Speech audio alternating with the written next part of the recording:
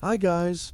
Long before the soft rolls of modern toilet paper, ancient people had to get creative.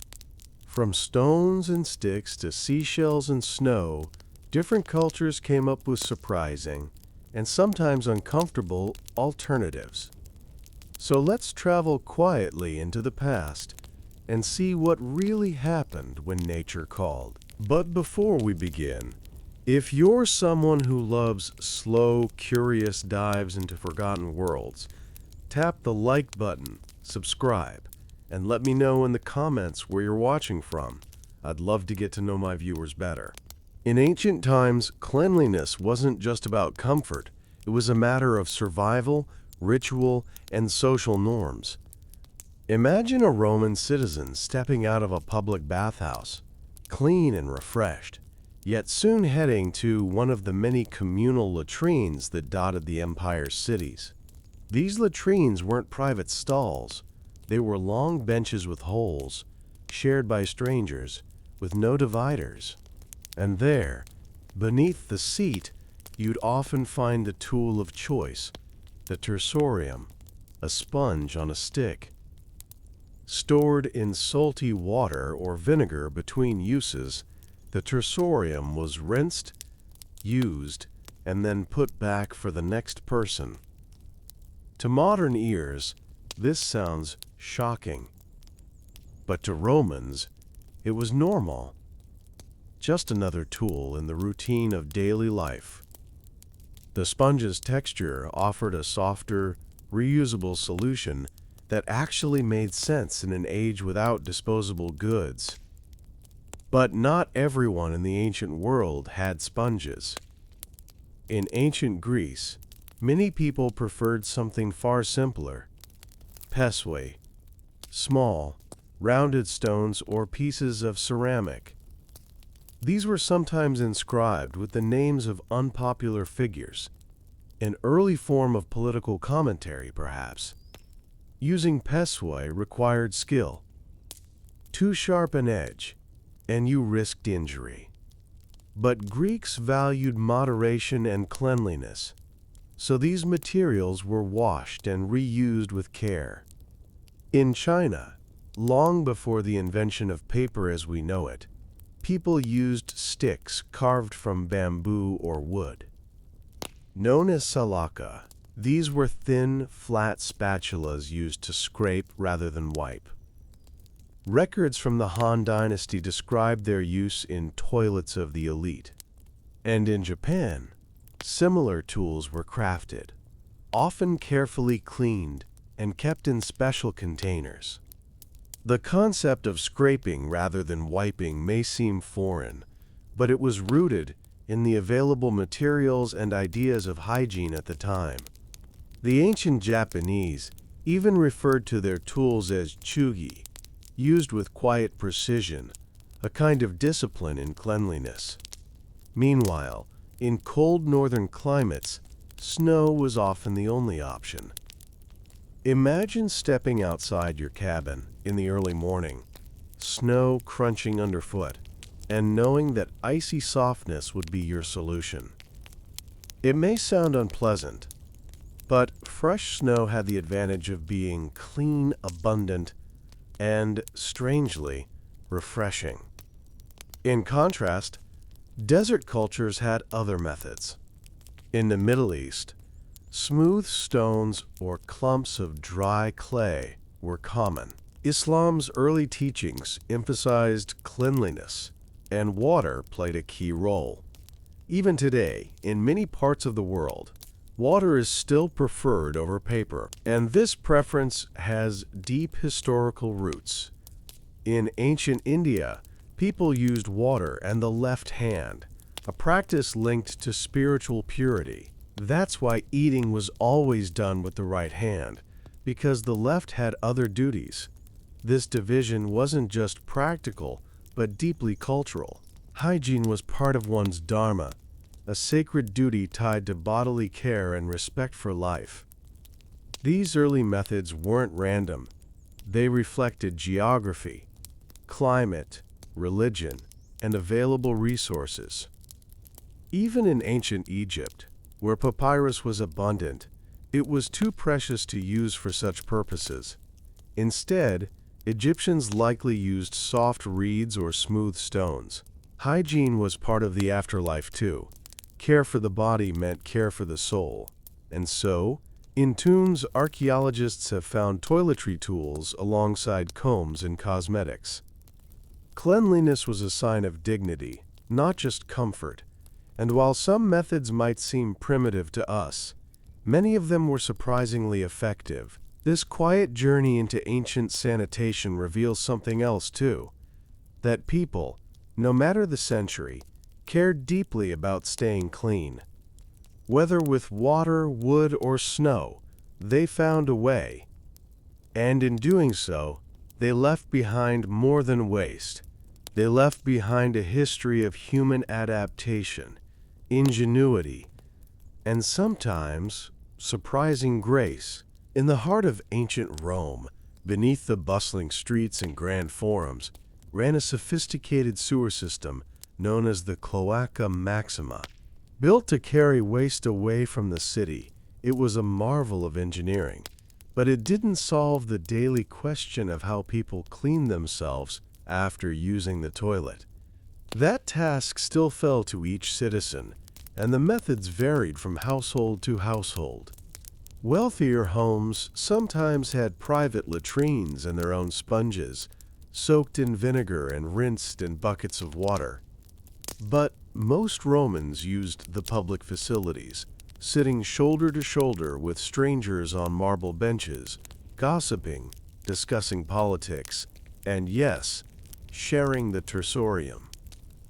This practice, while communal, wasn't without ritual. It was common to rinse the sponge thoroughly and even whisper prayers to household gods for health and cleanliness. Sanitation, while lacking by modern standards, was taken seriously in philosophy and civic planning. Philosophers like Seneca wrote about the virtues of a clean body as a reflection of a disciplined mind. Across the sea in ancient Greece, things were both similar and different. Their latrines were more basic, but their approach to personal hygiene was rooted in their ideals of balance and harmony. The pisoi, those flat, rounded stones, weren't chosen at random. They were carefully selected for smoothness, sometimes even polished.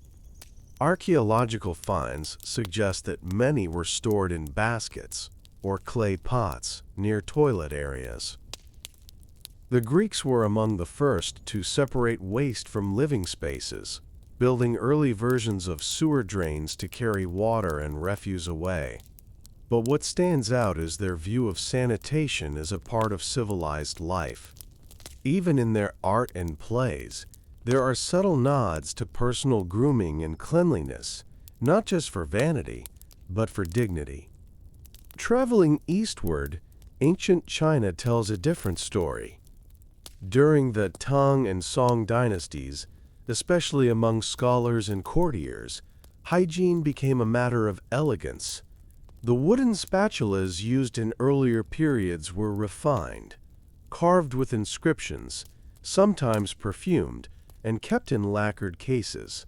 In the imperial courts, attendants were trained in the discreet handling of such tools.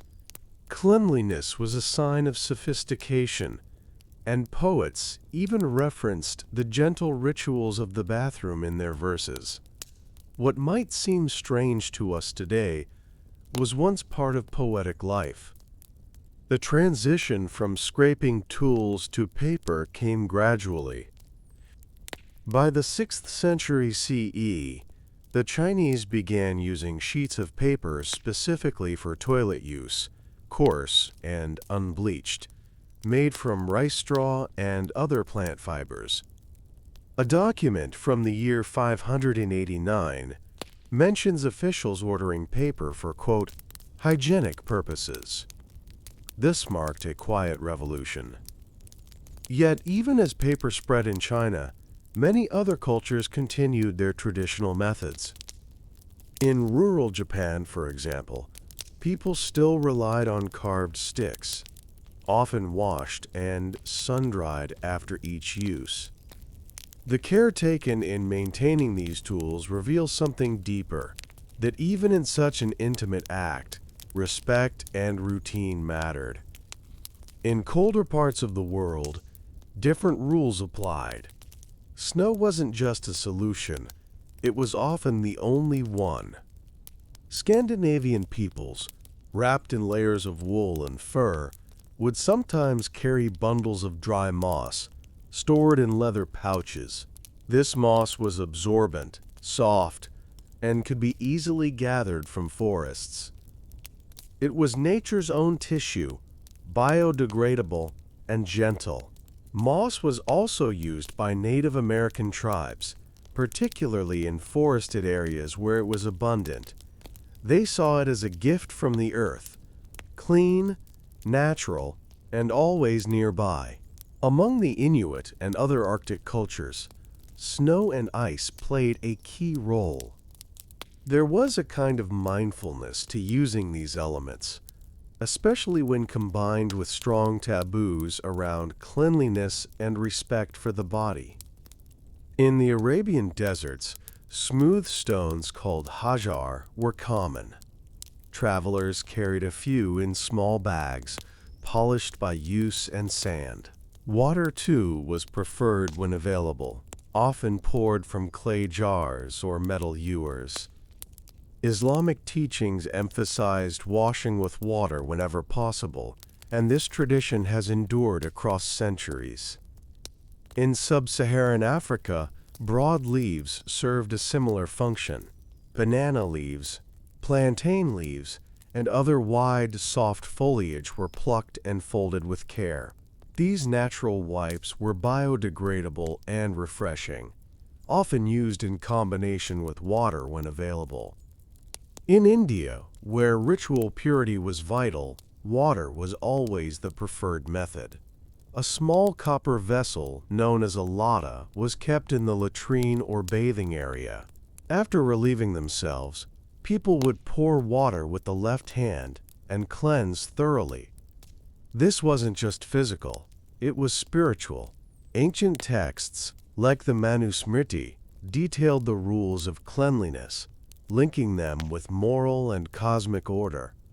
To touch the body without cleansing it afterward was considered improper, even dangerous in a karmic sense.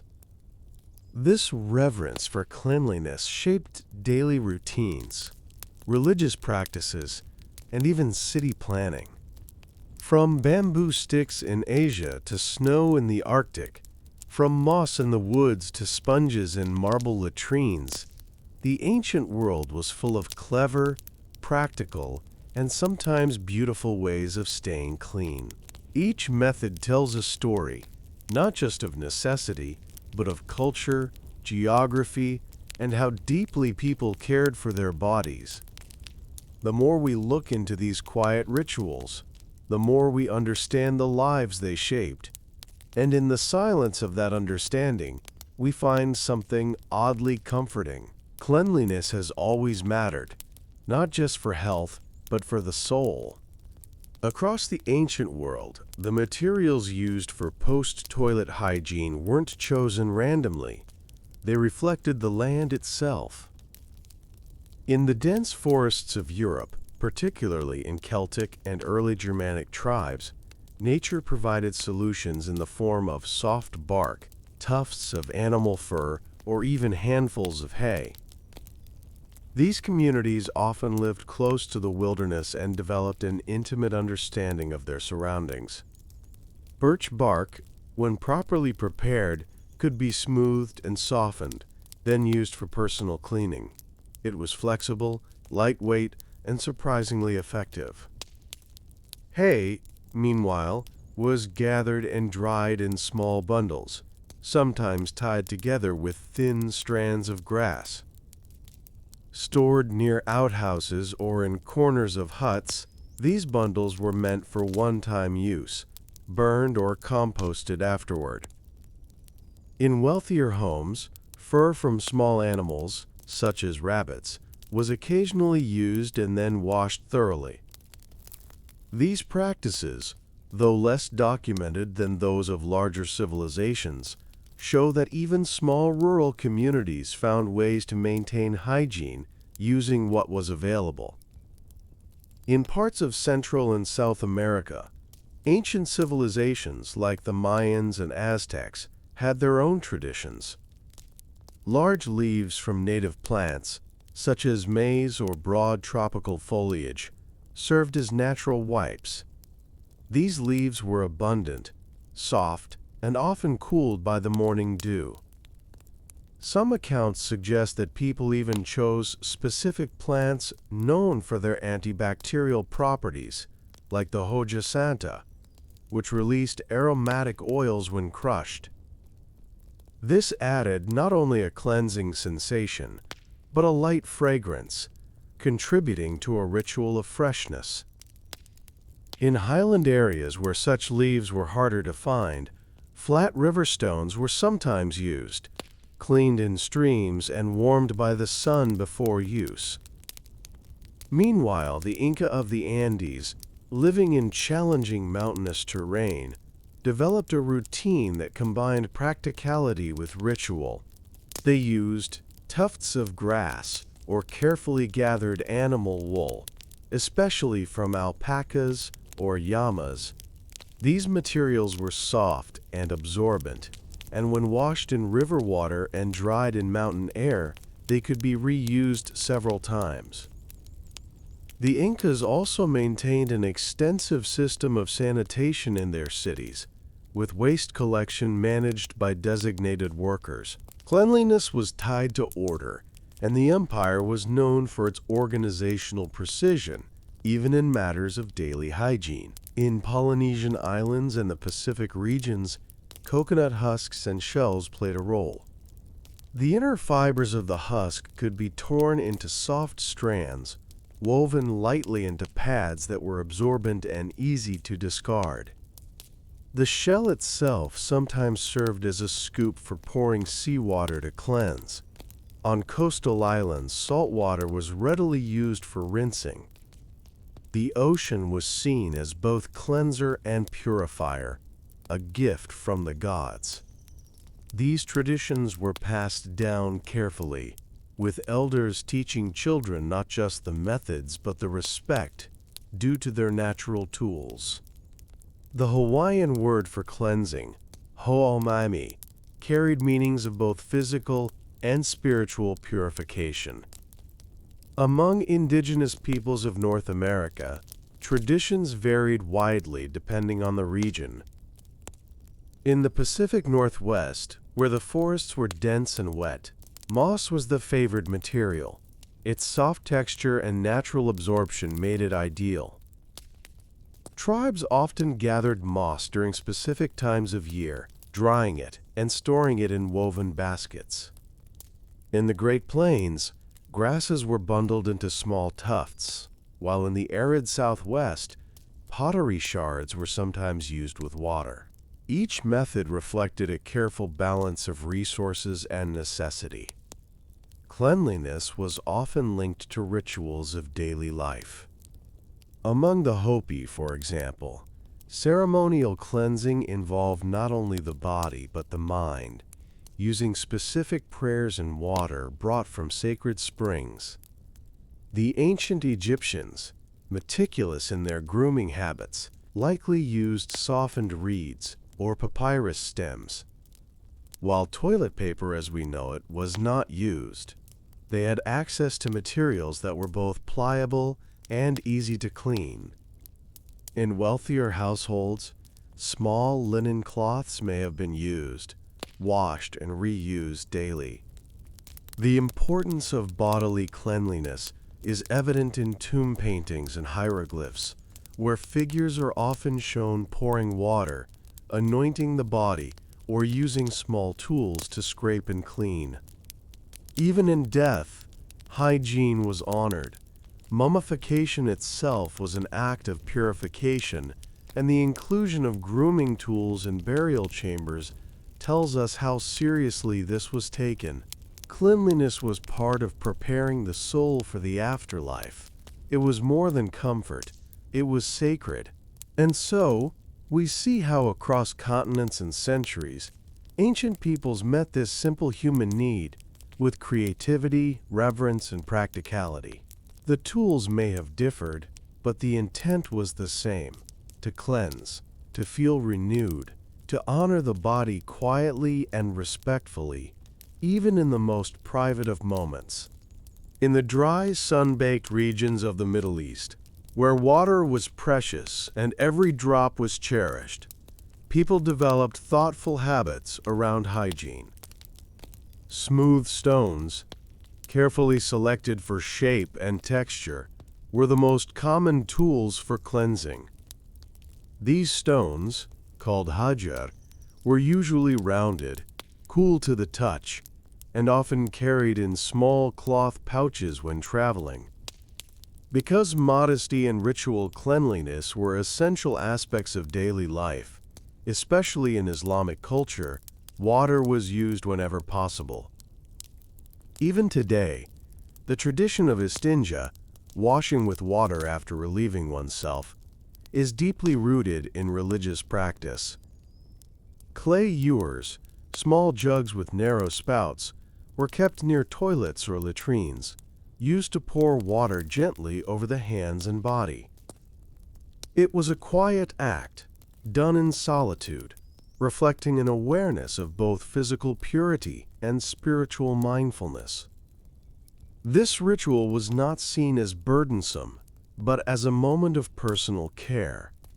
In wealthier homes, latrines might have small fountains built in, fed by underground cisterns. Even in the heat of the desert, the commitment to cleanliness endured. Moving eastward to India, we find one of the oldest and most consistently practiced hygiene systems in the world. Water, again, played the central role. Small metal vessels, most often made of brass or copper, were kept in the bathroom. Known as latas, they were used to pour water for cleaning with the left hand. The right hand, considered sacred and reserved for eating or greeting, was kept apart from such tasks. This separation wasn't just practical, it carried symbolic meaning. Cleanliness was intertwined with the concept of dharma, or sacred duty. From early Vedic texts to detailed Ayurvedic teachings, the Indian approach to hygiene was deeply spiritual. Even the layout of homes and temples often accounted for water flow and sanitation. In rural villages, rivers and wells were central gathering points, where people would bathe, wash clothes, and perform ablutions. The act of purifying the body was a way to prepare the mind, and children were taught from a young age how to care for themselves with dignity and respect. Across Southeast Asia, banana leaves and other broad tropical foliage served as convenient, biodegradable options. These leaves were soft, naturally moist, and abundant. In some areas, they were folded into compact squares, stacked neatly near outdoor toilets. In others, they were strung together into simple holders. Bamboo scoops, carved from split reeds, were also used for pouring water. The air in these regions was often warm and humid, making frequent washing a part of daily life. Rainwater was collected in barrels or stone cisterns, filtered through sand or charcoal, and used to cleanse the body. In some homes, simple showers were built using hollowed bamboo poles. These systems were both efficient and harmonious with nature. Cleanliness wasn't forced or mechanical. It was graceful, part of the rhythm of life. In colder climates, the routines looked different, yet the goal was the same. In regions like Mongolia or Siberia, where harsh winters made water scarce or frozen, people used dried grass, animal fur, or felt. Felted wool pads were made from sheep's wool, pounded flat and soft, stored in leather pouches to keep them dry. These pads were used and washed when possible, or burned if no washing was available. In yurt-dwelling communities, small clay stoves kept water warm during winter months. Heated stones were placed in buckets to keep water from freezing. The elders passed down techniques for managing hygiene in extreme cold, using only what was necessary, conserving every drop, and always respecting the body's needs. In these quiet, remote landscapes, cleanliness was an act of self-respect, even in solitude. The wind outside might howl, the snow might cover the step, but inside the tent or wooden house, a sense of order and warmth remained. These traditions, though varied in form, echo each other in purpose. They remind us that long before modern plumbing and soft paper rolls, humans still found ways to care for themselves thoughtfully. And perhaps, in their quiet routines and handmade tools, there was a kind of peace we've forgotten. Far to the west, among the early tribes of what is now Northern Europe, the forests provided more than just shelter and food. They offered materials for daily hygiene as well. Moss, with its soft texture and natural absorbency, was one of the most widely used solutions. It grew abundantly in shaded, moist areas and could be gathered by hand, dried, and stored in small woven baskets inside homes. When needed, a small handful was enough for gentle cleaning, and its biodegradable nature made disposal easy and clean. In colder months, the moss might be warmed slightly by the hearth before use, adding a bit of comfort to an otherwise chilly routine. This practice, though simple, reflected a deep understanding of the land and its offerings. Birch bark was another favored tool. Peeled in thin layers and softened through soaking, it created a surprisingly pliable material. People living in the boreal forests learned to treat the bark with oils to prevent cracking and to make it more comfortable to use. Families often stored strips of this bark near outhouses or in dry corners of their huts. These were not considered dirty tools, but useful, natural ones. Just another way of working in harmony with the world around them.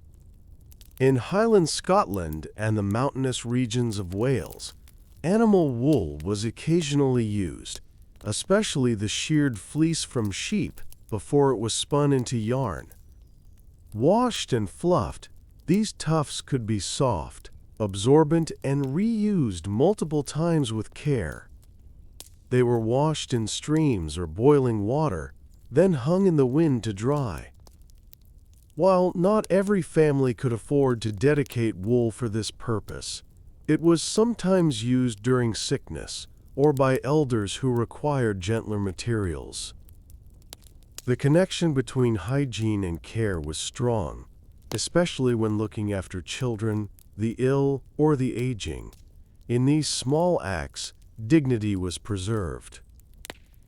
In the more open plains of Central Asia, including parts of Kazakhstan and Uzbekistan, hygiene materials had to be practical and portable.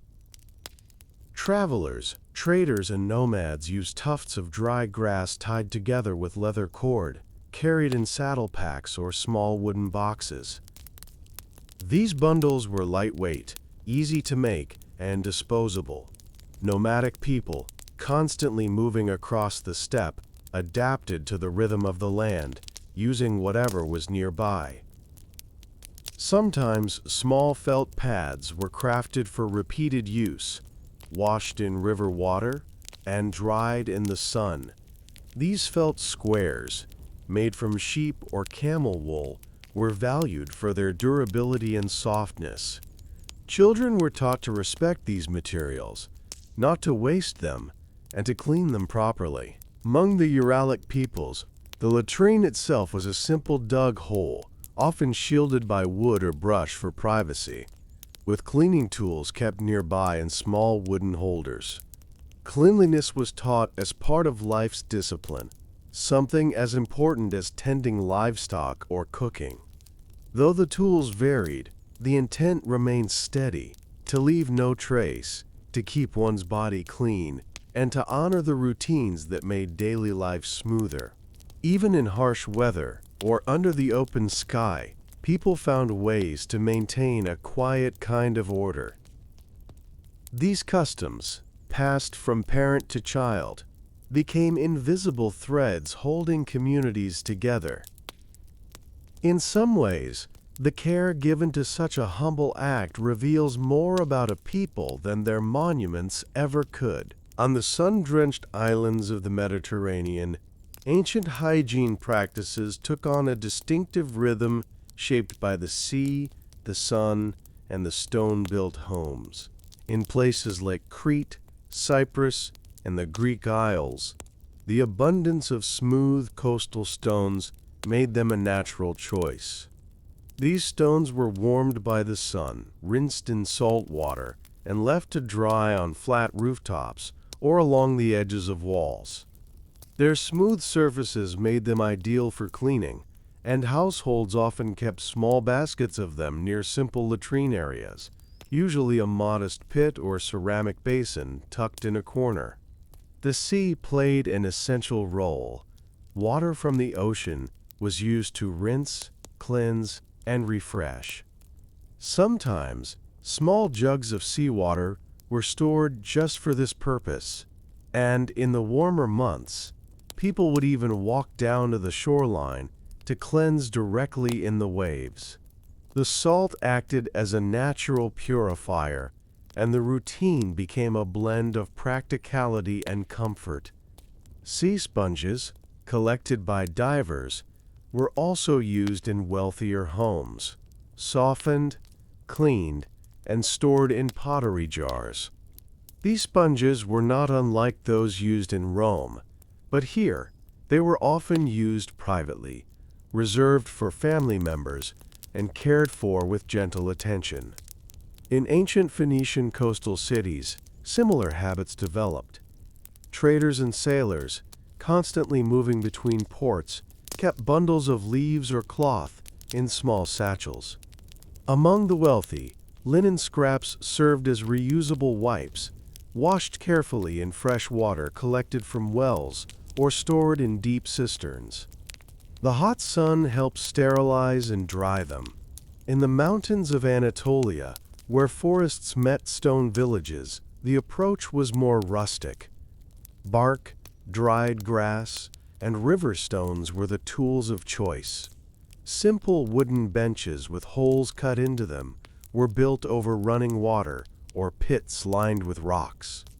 A handful of soft hay or grass, gathered from nearby fields, offered an effective, gentle wipe. It was then discarded into compost piles or used to fertilize small gardens. Waste was often considered a cycle. What came from the earth returned to it.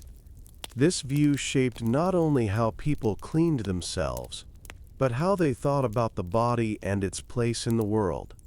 Among shepherds and farmers, hygiene was practical and unspoken, passed down through habit rather than instruction.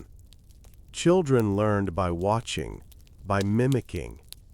In homes built of clay and timber, a corner would be set aside, with a pot, a bundle of straw, and a small jug of water. It was humble, but it served its purpose. In these quiet spaces, the body was tended to with the same care as a vine or an olive tree, without rush, without shame. Across these regions, the warm wind carried the scent of herbs, sea air, and firewood.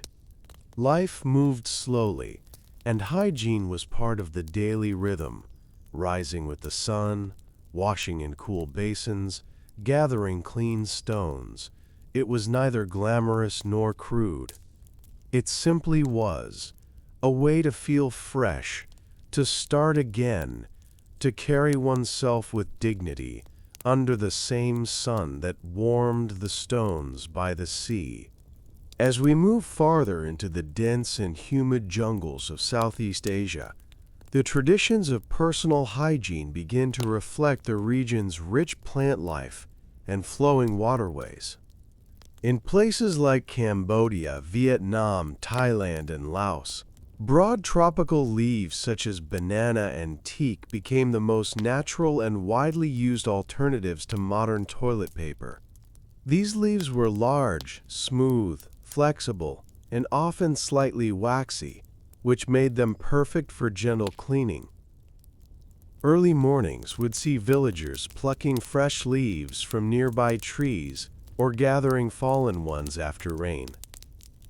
Once collected, the leaves were sometimes folded and stacked neatly in shaded corners near outdoor latrines. Their cool surface provided a small comfort, especially in the midday heat, and after use, the leaves could be buried or tossed into compost pits, returning to the earth they came from. In rural villages, the tradition of cleaning with water was already deeply ingrained. Rivers and streams ran behind homes or through the center of a settlement, providing both drinking water and places to bathe and cleanse. People would squat by the water's edge, using small clay pots or split bamboo scoops to rinse themselves. Often, a sarong or cloth wrap would be worn to preserve modesty, while still allowing freedom of movement. Children were taught early on to use water with the left hand and keep the right hand for eating and social contact. It was a custom rooted in balance, respect, and hygiene, observed across generations with gentle consistency. Even in more urbanized areas of ancient Southeast Asia, where stone or wooden latrines had been built into homes, water and leaves remained the primary tools. In wealthier homes, woven trays or ceramic dishes held clean leaves, and rainwater was gathered in large jars just outside the entrance. These jars, fed by slanted thatched roofs, captured clean water drop by drop, cool and refreshing even in the hottest months. Rituals of cleanliness also played a role in spiritual life. In Buddhist temples, monks would rise before dawn to wash in silence, often using a single scoop of water and a folded cloth. Simplicity and mindfulness guided every movement. Cleanliness was not about luxury.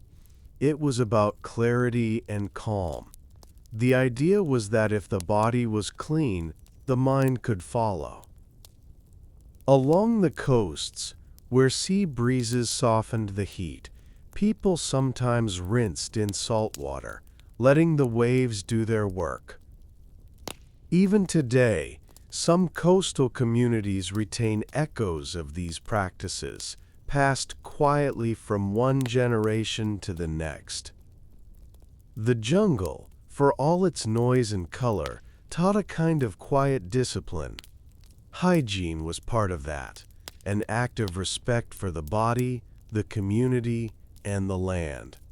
There were no grand tools, no disposable goods, only what nature provided: leaves, water, and time. And in those still morning hours, as the mist rose above the trees and birds began to call, people would kneel by a stream or step behind a hut, and in silence care for themselves. No fuss, no shame, just a rhythm that matched the slow turning of the earth. High in the mountains of the Andes, where the air is thin and the nights are cold, the Inca civilization and their neighbors found unique ways to maintain cleanliness in an unforgiving environment. Without access to abundant water sources year-round, and with steep terrain making travel difficult, these ancient people developed practical and respectful hygiene routines suited to the land. Alpaca and llama wool, soft and durable, was sometimes used in tufts as a gentle cleaning material. These wool clumps could be rinsed in glacial streams and dried on flat stones warmed by the sun. The wool was not wasted. It was repurposed from older garments or sheared from animals at the end of the cold season. The Andean people valued every resource, and even a task as humble as cleaning was approached with care and efficiency. In the larger cities like Cusco, early sanitation systems included carefully built stone drains that carried away waste from communal areas. Toilets were simple pits lined with stone, and cleaning materials like wool, straw, or even dry corn husks were stored nearby. Corn was a sacred crop, and once its kernels had been used, the husks and cobs were dried and repurposed. These cobs, smooth and lightweight when properly dried, were sometimes used as natural scrubbers. They were surprisingly effective, and when disposed of, they returned easily to the soil. This cycle, from field to food to hygiene, was part of a larger philosophy of respect for Pachamama, the Earth Mother. Cleanliness wasn't just about the body. It was a gesture of harmony with nature. In smaller mountain villages, snowmelt and spring water were stored in clay vessels. People used small gourds or scoops to pour water gently over themselves after relieving their bowels, a method that mirrored traditions in far-off parts of the world. Though the tools differed, the goal remained the same: to feel fresh, to show care, and to maintain dignity. The act of cleansing was never rushed. It was quiet, done behind woven reed screens or at the edges of terraced fields, with the vast sky above and the mountains standing still in the distance. Children were taught early on how to gather materials, how to wash properly, and how to respect the land. Even the placement of a latrine was considered, always downhill from the home, never near the cooking area, and often surrounded by plants that helped absorb and neutralize waste. This practical wisdom had been passed down over centuries, etched not in books, but in daily movement, daily rhythm. Among the Inca and many indigenous peoples of South America, the connection between health and environment was clear. You took care of yourself because the land took care of you. The tools used for hygiene might have been simple: straw, husks, wool, but the values behind them were layered and deep. Each wash was a moment of stillness, each dried cob a link in the endless chain of use and renewal. Even in the highest places, where the clouds hung low and the wind carried the scent of earth and stone, people made space for cleanliness, for peace, for returning to oneself. In the windswept grasslands of the African savanna and the shaded groves along the Nile, ancient communities developed hygiene practices as varied as the landscapes they lived in. Among early civilizations in sub-Saharan Africa, the approach to cleanliness was deeply rooted in the rhythms of nature. In forested regions, soft leaves from broad-leaved plants like plantain or fig trees were commonly used. These leaves, wide and pliable, were gathered fresh in the morning, folded neatly, and stored near family latrine spots or in baskets just outside the home. Their natural texture made them ideal for gentle cleaning, and their availability meant they could be replaced easily without harm to the environment. In drier regions such as the Sahel or the Horn of Africa, smooth stones or tufts of dry grass were preferred. Grass was tied in small bunches, used once, and then burned or buried.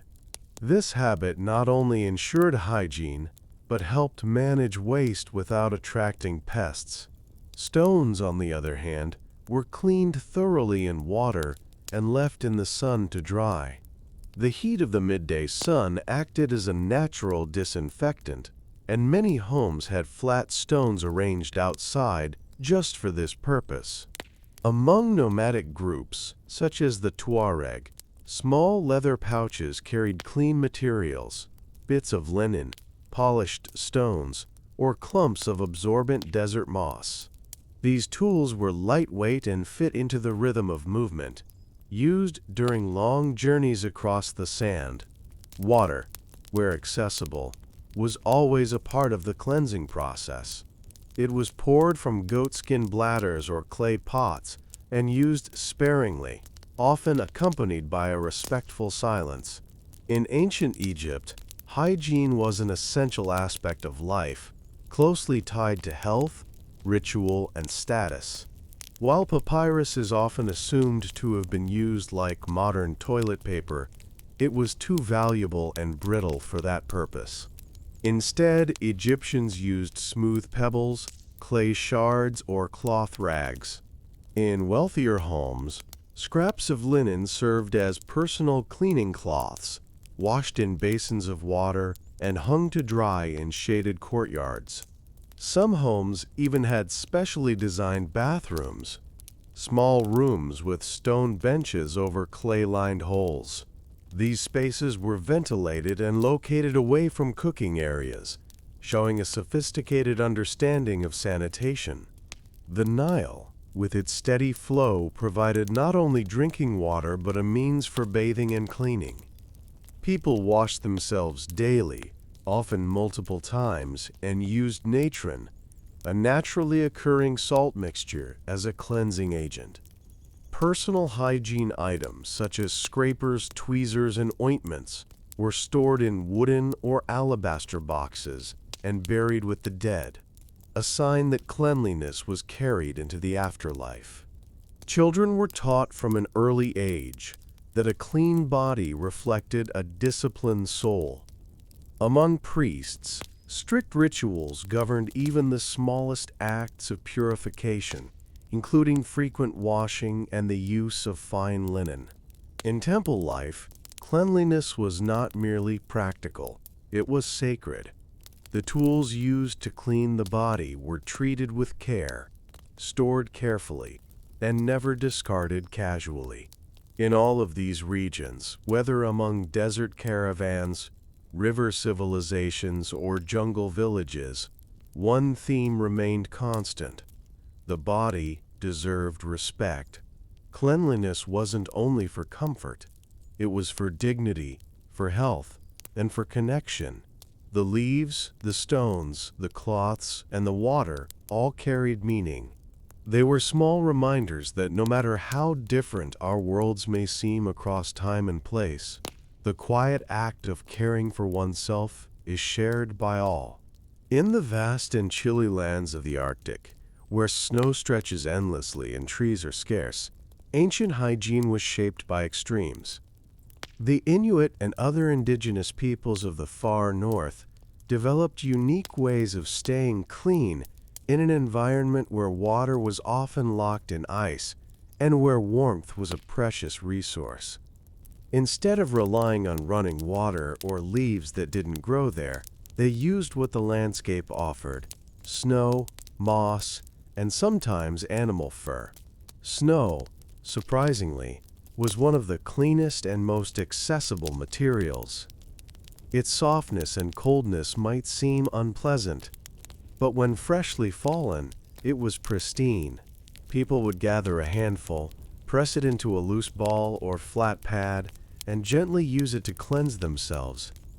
The sensation was brief and brisk, and it left no residue.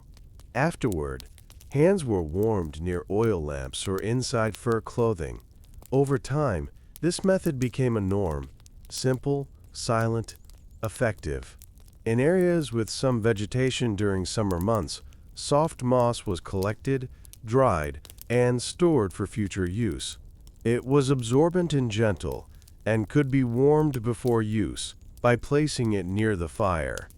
The moss might be stored in animal skin pouches to keep it dry during the colder seasons. Families often gathered it together in the short summers, treating it like a valuable household item. Among the Inuit, The value of fur extended beyond clothing. In rare instances, soft scraps of caribou or seal fur were used for personal cleaning, especially for infants or the elderly. These would be carefully washed in heated water from melted ice and hung near smoke vents to dry. Hygiene wasn't a luxury. It was a necessity, even in the harshest weather. The same precision and care that went into hunting, tool making, and food preservation extended to cleanliness. In a land where nothing could be wasted, every method had to be efficient and respectful. Waste was handled discreetly, often by burying it in snow away from living areas or disposing of it far from igloos and tents. The importance of not contaminating living space was deeply understood. Illness in such isolated regions could be deadly, and so keeping clean became an act of survival. The snow that blanketed everything also offered a strange kind of peace. There were no noisy plumbing systems or modern supplies, just the whisper of wind and the soft press of snow underfoot. In the early morning, before the day's work began, a person might step outside their shelter, crouch in the snow, and take care of their needs with calm and focus. The world around them was quiet, the sky often a deep blue or pale pink, and in that moment, hygiene was not an inconvenience, but a rhythm of life. Children were taught early how to handle snow, how to melt it safely, how to cleanse without wasting too much warmth. These lessons were given gently, with stories and examples, becoming part of a lifelong understanding of respect for the body, for the environment, and for the community. Even in the most extreme places on Earth, people found ways to care for themselves with grace and intention. And in doing so, they showed us that no matter how different the climate or the tools, the human need for cleanliness and dignity remains steady and universal. In the quiet grasslands and wooded regions of early medieval Europe, where castles rose slowly and villages clung to winding rivers, hygiene was a patchwork of old traditions and local innovations. Life was slower, harsher, and often muddled by myth and superstition, but even here, people found simple ways to care for their bodies. Without access to modern paper or the refined systems of the Romans before them, communities turned again to nature. Soft hay, dried and bundled, was a common material. It could be gathered from surrounding fields after harvest, stored in sacks or baskets near outdoor privies, and used with care.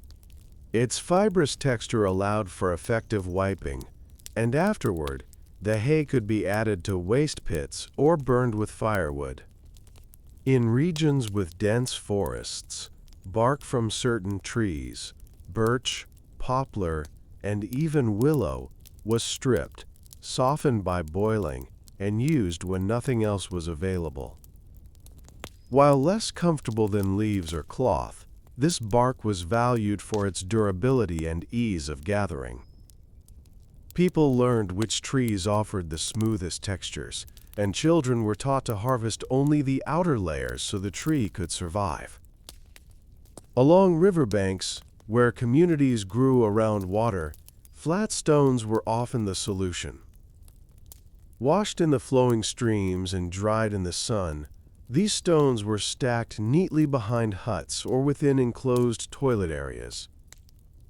In monastic communities, where discipline and cleanliness were central to daily life, scraps of linen or wool were used. These cloths, once part of robes or bedding, were cut into smaller pieces and reused after washing. The monks believed that a clean body reflected a clean spirit, and so rituals of bathing and cleansing were embedded in their routines. A basin of cold water, a folded cloth, and a few moments of silence, that was all it took to bring the mind and body into alignment. Peasants and farmers, on the other hand, often relied on leaves from local plants. In summer, dock leaves, with their broad and soft surface, were a favorite.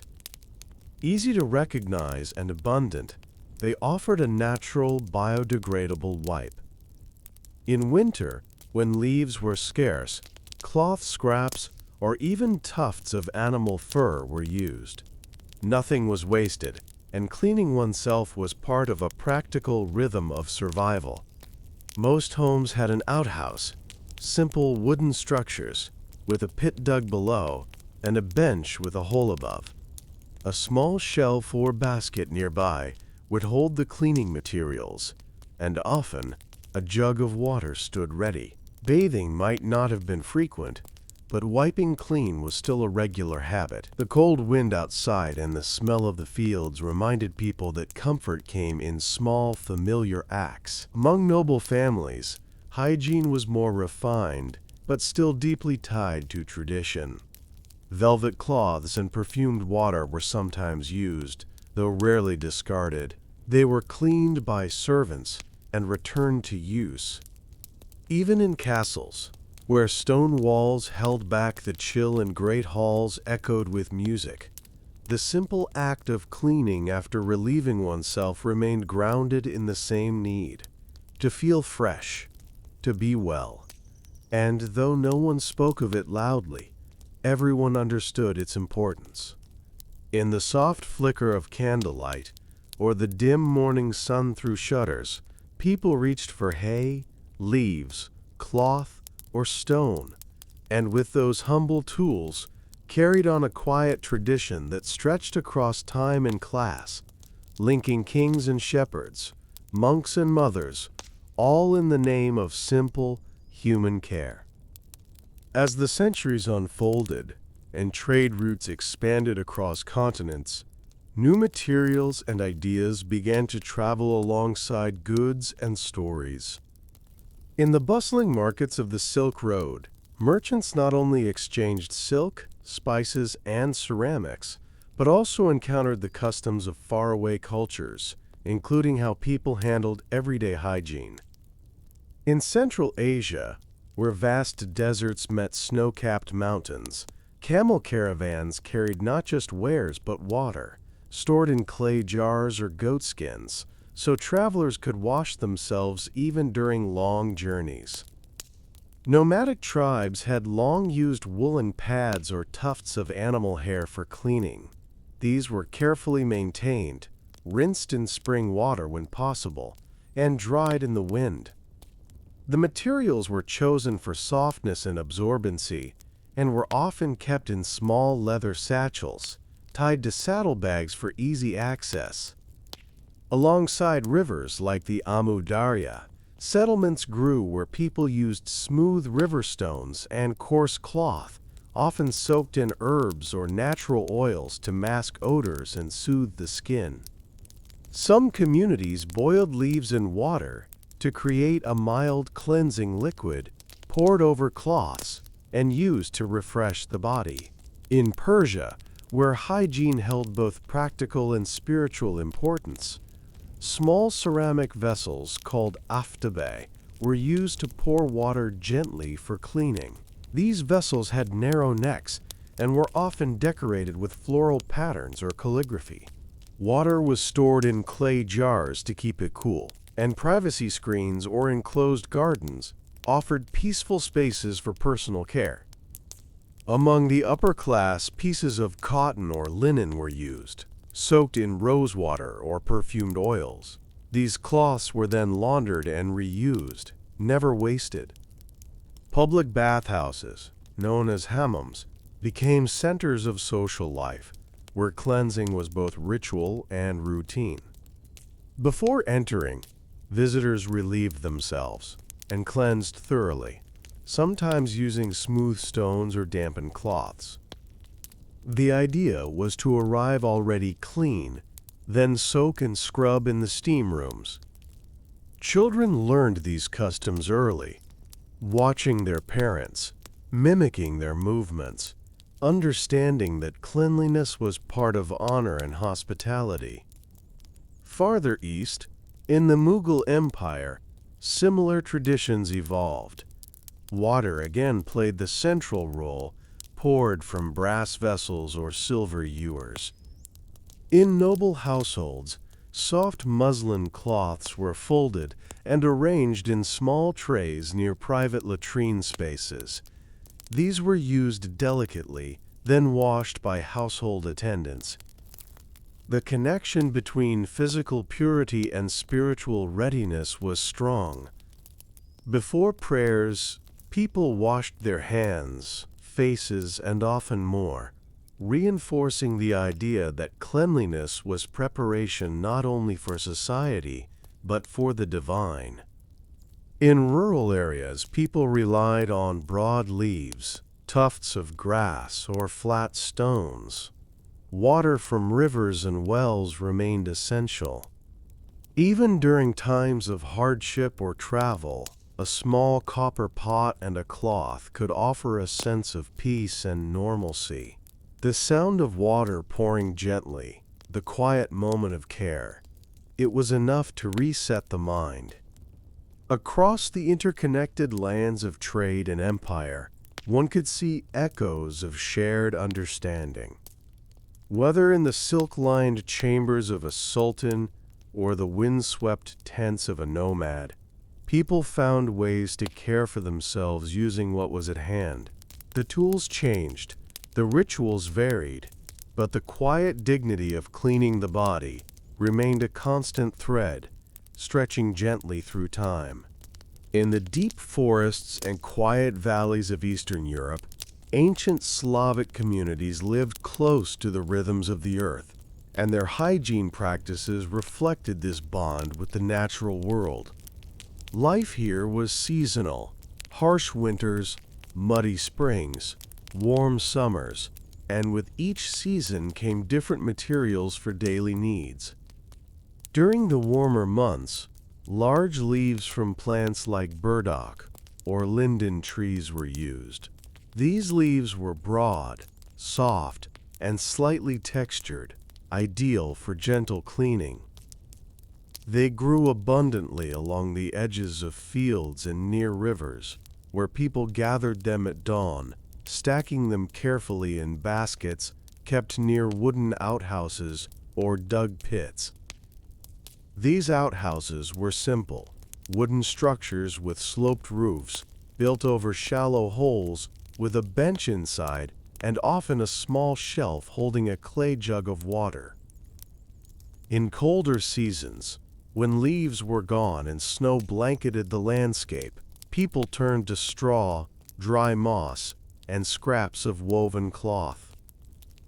Straw was gathered from barns and bundled tightly to improve absorbency, then either composted or burned afterward.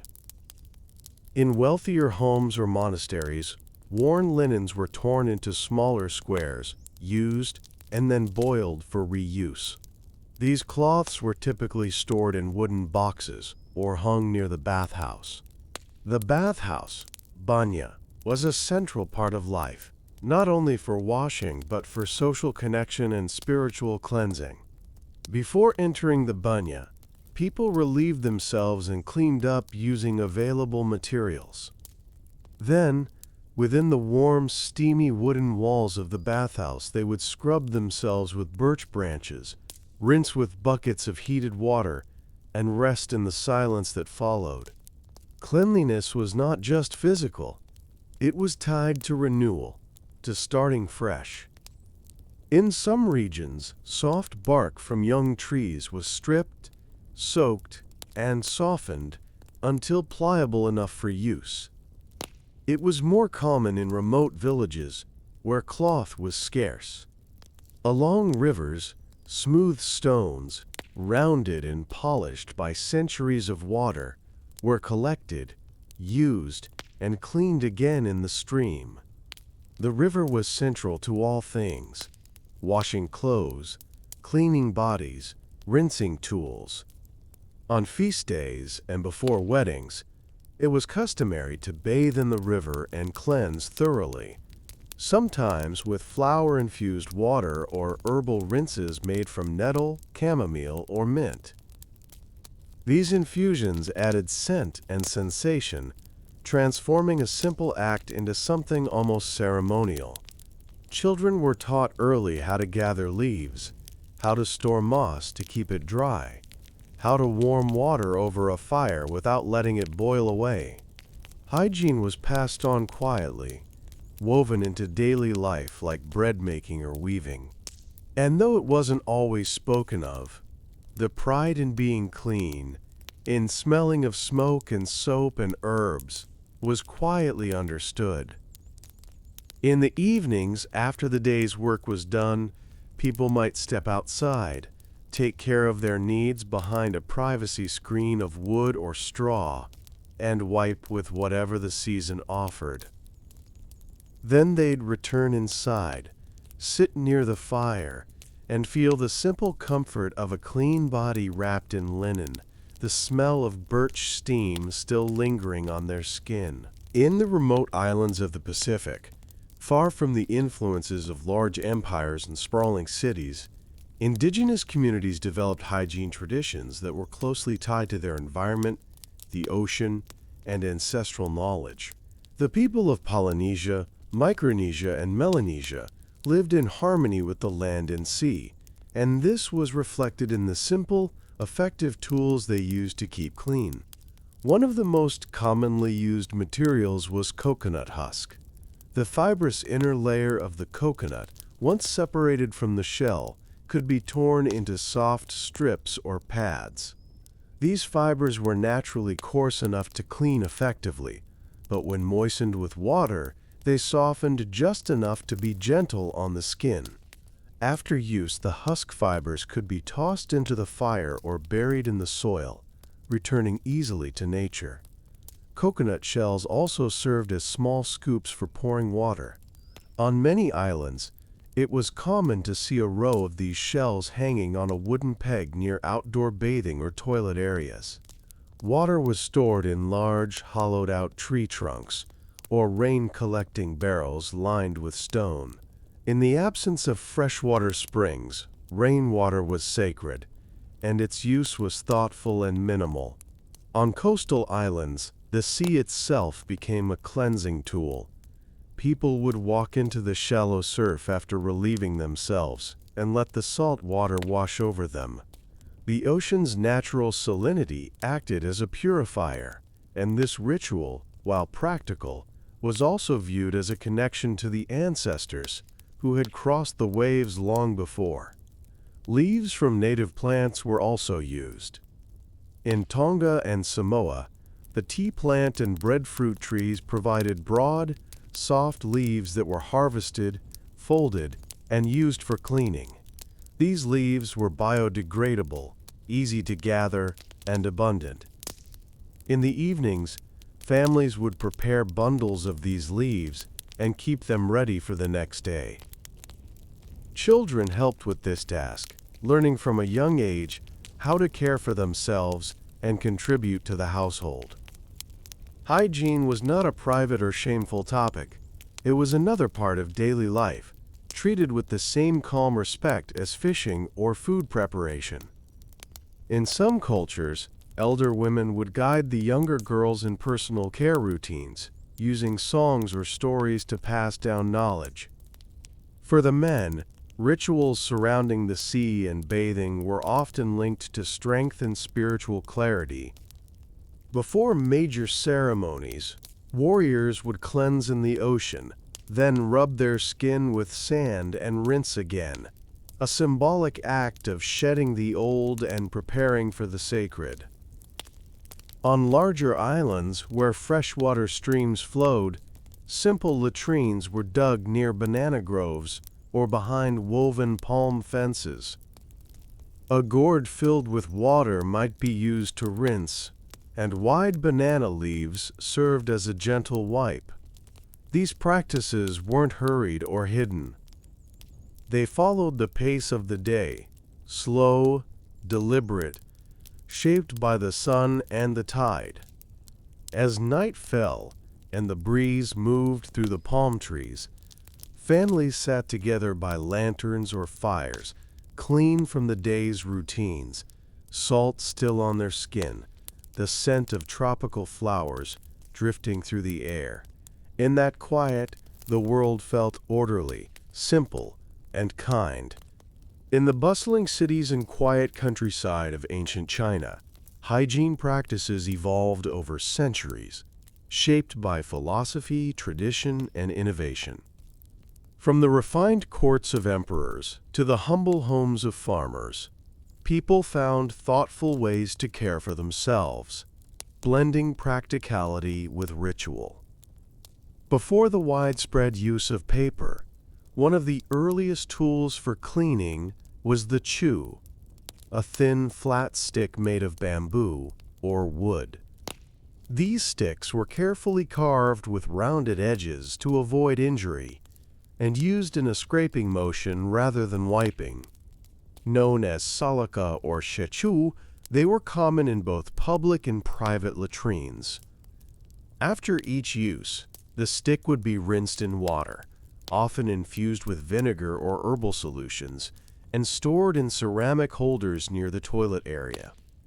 In more refined settings, such as the homes of scholars or minor officials, these tools were sometimes made of lacquered wood and kept in beautifully painted boxes. The idea of ritual and beauty extended even into hygiene. During the Han Dynasty, historical records note the use of cloths and water, particularly among wealthier families. Pieces of coarse fabric, sometimes repurposed from worn-out garments, were kept clean by boiling and drying in the sun. These cloths were folded neatly, stored in wooden drawers, and used with great care. The Chinese emphasis on cleanliness was also deeply rooted in Confucian ideals, where the body was to be honored and maintained as a sign of respect to one's parents and ancestors. Proper hygiene was considered part of moral conduct. In imperial courts, where luxury and ceremony intertwined, it was common for attendants to carry small vessels of warm water scented with plum blossoms or green tea. Soft silk cloths were used for personal care, washed daily by handmaidens, and dried on delicate bamboo racks. Yet even in the countryside, where such luxuries were rare, villagers upheld a high standard of cleanliness. Streams and wells were central to daily routines, and stone latrines were often built at the edge of fields or near bamboo groves. A gourd or clay ladle was kept nearby to pour water, and leaves from the fragrant mujiu plant were sometimes used for wiping. These leaves had a pleasant scent and were believed to have soothing properties. Children were taught to gather them during certain months, ensuring the household always had a supply. As paper-making advanced, toilet paper began to appear in recorded history. By the 6th century, references emerged describing the use of rough, unbleached paper for hygiene.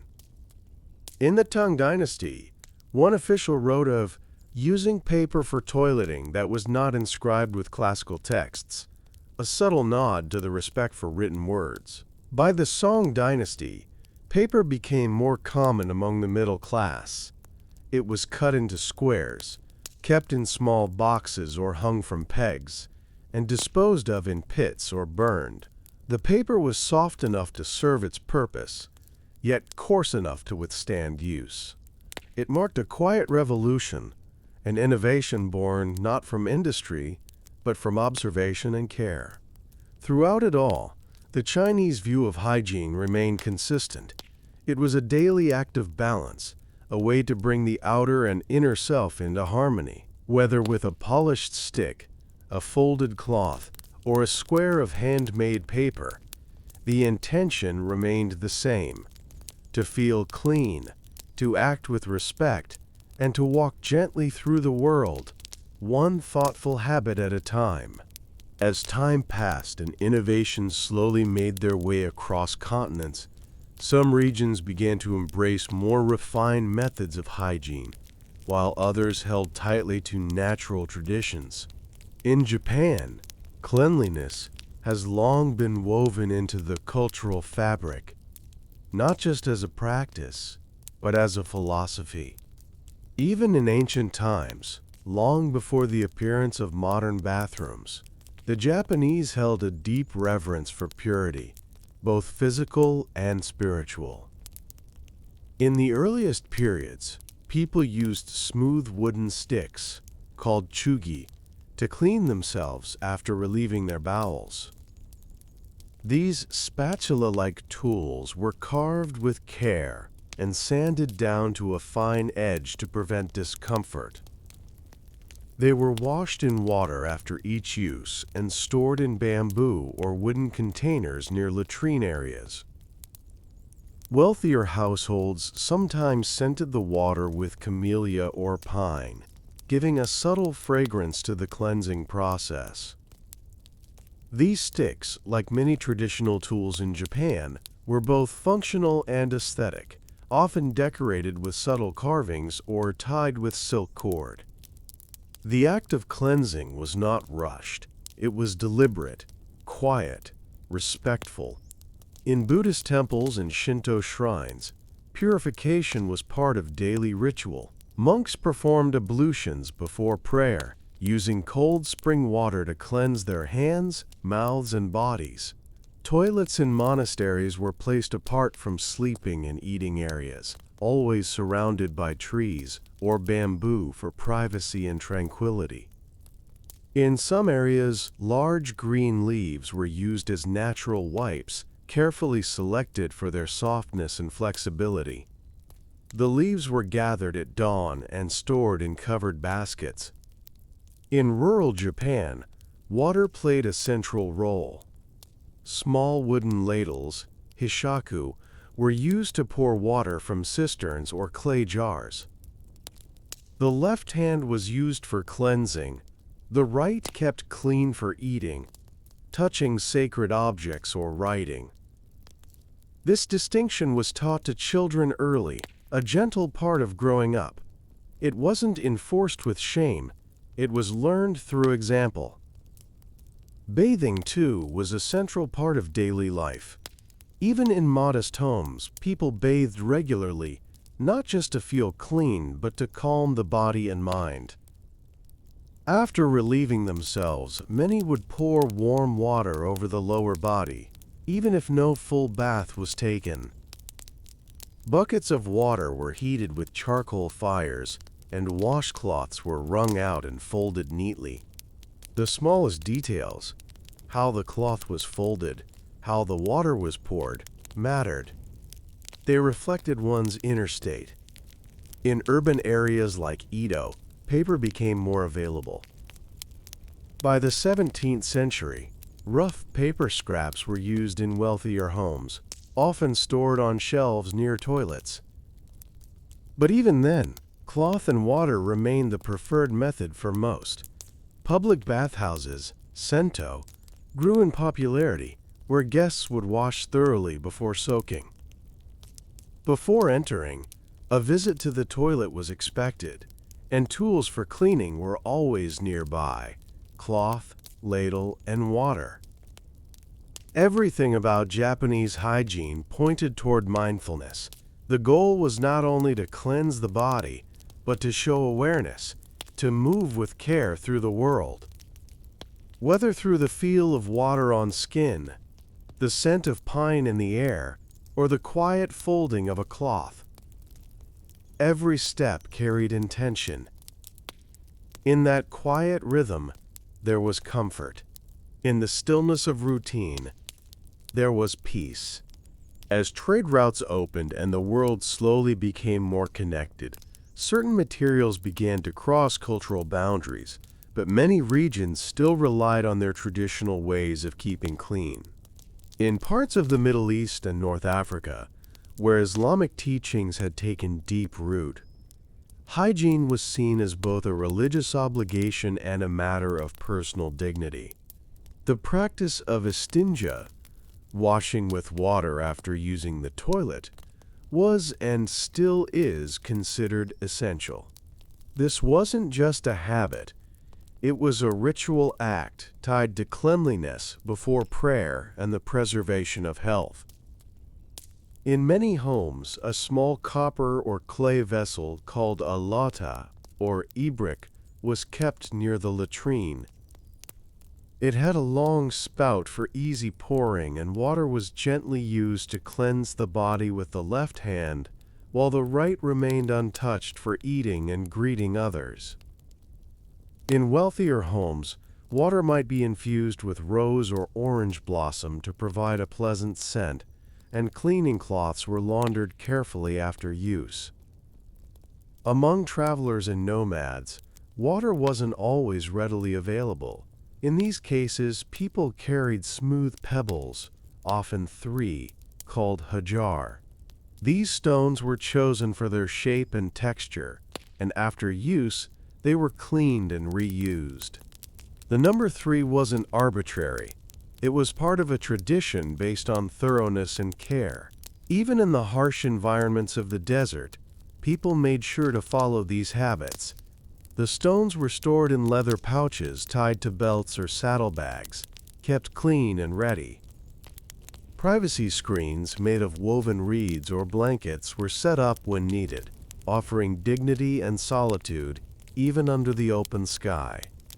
In cities like Cairo, Damascus, or Baghdad, public bathhouses, hammams, were common. People would visit them regularly, and before soaking in the hot rooms, they would relieve themselves and cleanse thoroughly. In more refined homes, toilet areas were tiled and separated from living quarters. Cleaning tools included not just water vessels, but also soft linen cloths or pieces of natural sponge. These items were washed daily in basins of soapy water, sometimes with olive oil soap, and dried in the sun. The entire process was quiet, respectful, and consistent. Children learn these habits by watching their parents and older siblings. It was never framed as shameful. It was simply part of being human. Among Bedouin communities, where water had to be conserved, sand sometimes played a role. Clean, dry sand could be used in combination with stones to help with cleaning, followed by careful hand washing when water became available. The sense of cleanliness extended to the soul. Just as one washed the body, one also sought to keep the heart and intentions pure. This was the underlying current beneath every vessel of water, every folded cloth, every quietly placed stone. The methods were different, depending on wealth, climate, and location, but the respect was the same. And even now, walking through a quiet courtyard in a desert village, or sitting beneath the arches of an old hammam, one can still feel the echoes of that daily, sacred rhythm. A rhythm that says, the body is to be cared for, the earth is to be respected, and every small act of cleanliness is a reflection of something greater. In the rain-soaked islands and misty highlands of the British Isles, centuries before the rise of modern plumbing, communities found quiet, practical ways to stay clean using the resources around them. Life in early medieval England, Scotland, Ireland, and Wales was simple and shaped by the rhythms of land and weather. People lived in wooden cottages or stone huts, often surrounded by thick woods or open fields. The toilet was not yet a separate room. It was a place outdoors, behind a hedge, a tree, or inside a small, purpose-built wooden structure. These outhouses, though basic, often included a bench with a hole, a thatched roof to keep out the rain, and a bucket or pit below to catch waste. Near the bench, people would keep bundles of straw or hay. Straw was one of the most common materials used for cleaning. After harvesting crops, Leftover stalks were gathered, dried, and bundled tightly. It was absorbent, easy to store, and could be burned afterward, especially in winter when fires were constantly lit. In rural areas, broad leaves were also used, especially dock, burdock, and plantain. These plants grew wild and were easy to recognize. Villagers would gather the leaves in the morning, lay them out to dry, and stack them in covered baskets for later use. In colder months, when leaves were scarce, bits of old wool or linen cloth were used instead. These scraps came from worn-out clothes or bedding, carefully cut into squares and folded for convenience. They were washed in wooden tubs with ash-based soap, then hung by the hearth to dry. In some wealthier homes, bits of soft linen were kept in boxes and washed after each use. Water, when available, was also used. People fetched it from wells or rain barrels, pouring it from ceramic jugs or wooden dippers. A small stool and basin might be placed near the hearth for washing. Though not everyone used water regularly, it was prized for its refreshing effect, especially in the morning.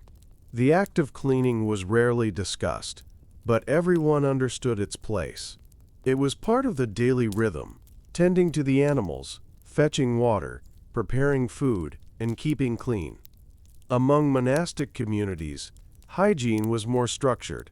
Monks followed strict schedules for washing and latrine use. They cleaned themselves with water, cloth, and sometimes ash. Cleanliness was seen as a form of spiritual discipline, a way of honoring the body and keeping the mind focused. Silence often accompanied these routines. In castles and manors, garderobes, a type of early toilet, were built into the stone walls. Waste dropped into moats or pits below. Linen cloths or pieces of moss were kept in baskets, and sometimes a servant would bring warm water for rinsing. Even the nobility, for all their wealth, used simple tools and followed quiet routines.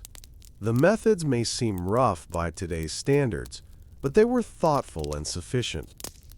People worked with what they had, treating each material with care. Whether it was a leaf in summer, a bit of wool in winter, or a scoop of cool water, the goal was always the same: to feel fresh, to start clean, and to carry on with the day. In the dim light of early dawn or the soft glow of firelight at dusk, the routine repeated itself, quiet, unnoticed, but always present. And through this humble rhythm, people found a small sense of comfort in an often unpredictable world. Far across the seas, in the ancient civilizations of Mesoamerica, people developed hygiene practices deeply connected to their natural environment and spiritual beliefs. The Maya, Aztec, and other indigenous cultures of the region placed great importance on cleanliness, not just for physical health, but as part of their daily ritual and relationship with the gods. In the warm, humid climate of the Yucatan and beyond, broad leaves from native plants like maize, plantain, and agave were used for wiping. These leaves were smooth, flexible, and often moistened slightly before use to soften their texture. Families would gather them from the edges of their fields or forest paths, choosing the youngest and most tender ones. After use, the leaves could be returned to the earth, buried in shallow pits, or burned in small fires.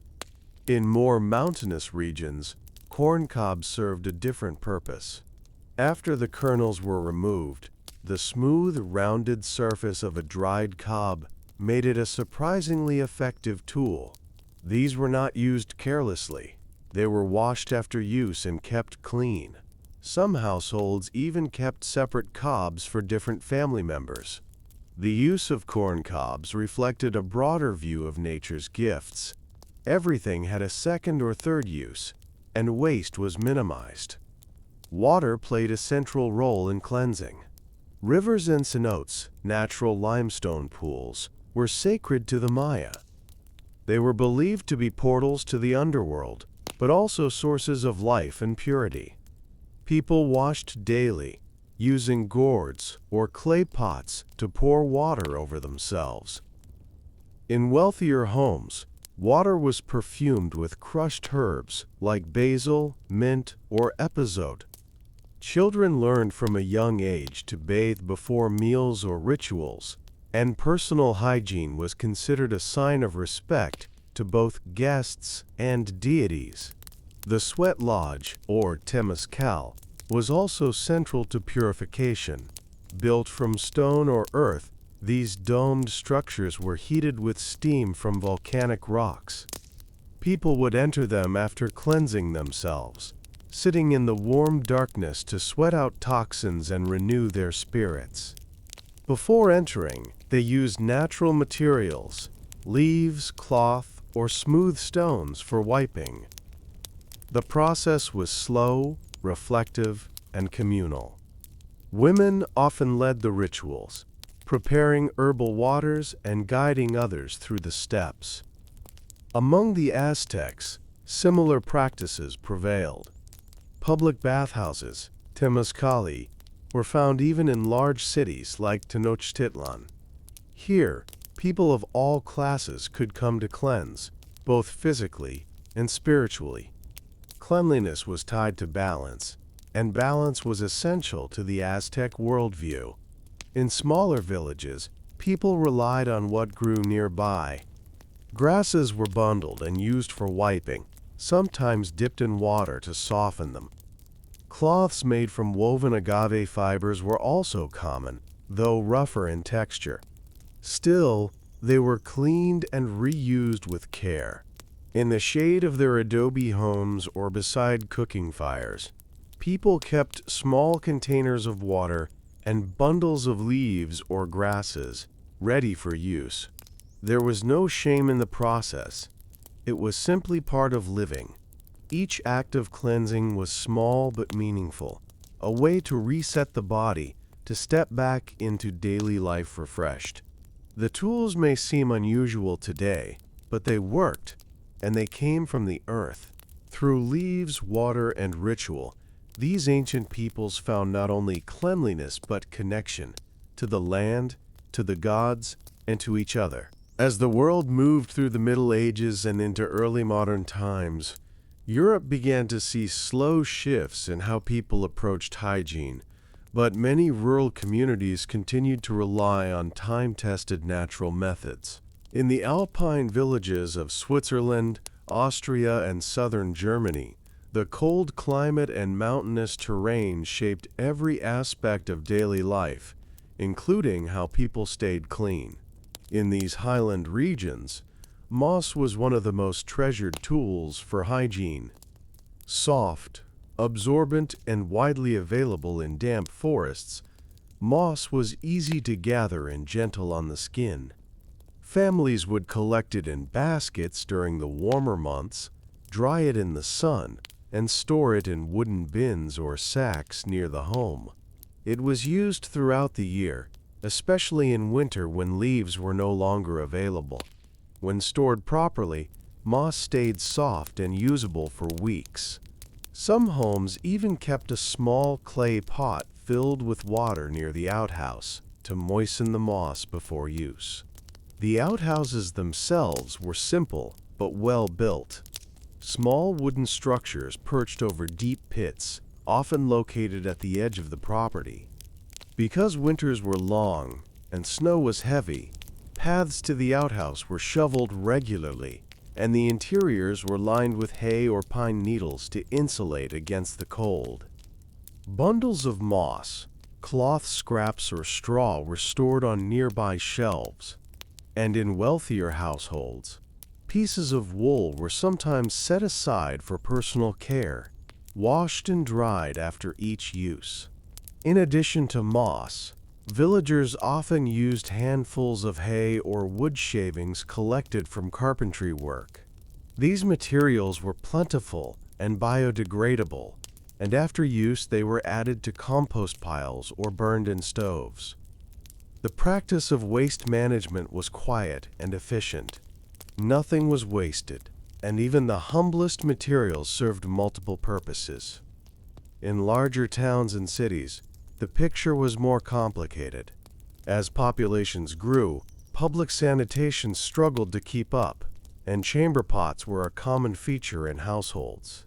After use, people would empty them into cesspits or designated dumping areas outside the town walls. Cleaning cloths or rags were used in wealthier homes, often washed with hot water and soap made from animal fat and ash. Water for washing was drawn from communal wells or heated in copper kettles over open fires. The water was precious, especially in winter, and used with care.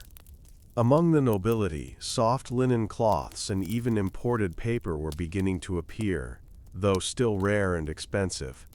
In monasteries, routines were stricter.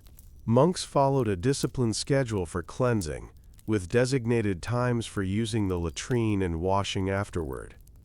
Stone basins with fresh water were built into the walls, and cloths were cleaned regularly by lay brothers tasked with maintaining hygiene. The act of cleaning was viewed as part of spiritual practice, orderly, necessary, and never to be neglected. In every class, from shepherd to scholar, the same need existed: to feel clean, to begin the day fresh, to show care for the body. And so, whether someone reached for moss in the forest, a cloth by the hearth, or a warm kettle in a tiled room, the action was quiet and meaningful.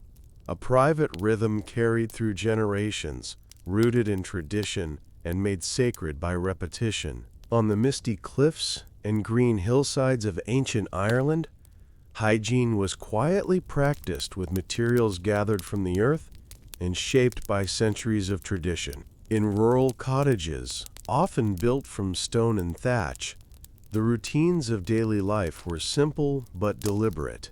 The hearth was the heart of the home, and just a few steps away, usually outside or in a sheltered lean-to, stood the family's latrine. These toilet spaces were modest: a wooden bench with a hole cut into it, placed over a pit, sometimes lined with stones or branches to help with drainage. Beside the bench sat baskets filled with cleaning materials, most often dry moss, handfuls of hay, or soft leaves. Moss was particularly prized. It grew abundantly in the damp woods and along shaded hillsides. In the spring and summer, families collected it, dried it on flat stones, and stored it in linen sacks or wooden bins to last through the colder months. Its gentle, spongy texture made it a favorite for personal use, and it could be used alone or with a small splash of water from a clay jug. Leaves from trees like ash, hazel, or dock were also used, especially during the warmer seasons. They were broad, strong, and smooth, perfect for wiping without causing irritation. People learned which plants to avoid and which to gather, passing down this knowledge through generations like a quiet folklore. In wealthier households or among local chieftains, scraps of linen were sometimes repurposed for cleaning. These cloths, once part of garments or bedding, were cut into squares and folded into wooden boxes. After use, they were washed in basins using homemade soap crafted from animal fat and lye, then laid out on hedges to dry. The process was slow but respected. Water, even in areas where it was plentiful, was used mindfully. Drawn from wells or collected from rain, it was stored in ceramic jugs and only heated when necessary. A simple wooden ladle might be used to pour it gently over the hands or for rinsing after toilet use. It wasn't uncommon for people to cleanse using only a cloth and a cup of warm water. In monasteries, where order and routine shaped every hour of the day, hygiene was observed with particular care. Monks used cloth and water regularly, following spiritual rules about cleanliness and purification. Stone wash basins were built into the walls of cloisters, and latrines were separated from dormitories to keep living spaces fresh. Cleanliness wasn't considered a vanity. It was a reflection of discipline and devotion. Among the general population, hygiene was quiet, consistent, and often unspoken. It didn't require discussion, only a rhythm. A morning trip to the field, a careful wipe with a leaf or moss, a rinse from the jug, and then on to the day's work. Even in festivals or family gatherings, there was always a spot behind the barn or beside a hedge where one could take care of such needs. It was never shameful, just part of life. And in that silence, under gray skies and soft rains, with sheep grazing nearby and the fire glowing inside, people stayed clean in their own way. Not with perfumes or elaborate tools, but with moss, water, patience, and the steady understanding that the body deserved respect. In the sun-baked plains and dense woodlands of early North America, long before European contact, indigenous peoples across the continent had developed deeply rooted hygiene traditions shaped by climate, terrain, and cultural values. These practices varied widely among tribes, but all reflected a close relationship with nature and a respect for the body. In the forested regions of the Northeast and Great Lakes, soft sphagnum moss was a favored material. It grew abundantly in cool, damp bogs and was harvested in the warmer months, then dried and stored in woven baskets or animal skin pouches. Its natural absorbency made it ideal not just for personal cleaning, but also in baby care and wound dressing. After use, the moss could be buried or burned, returning to the earth without harm.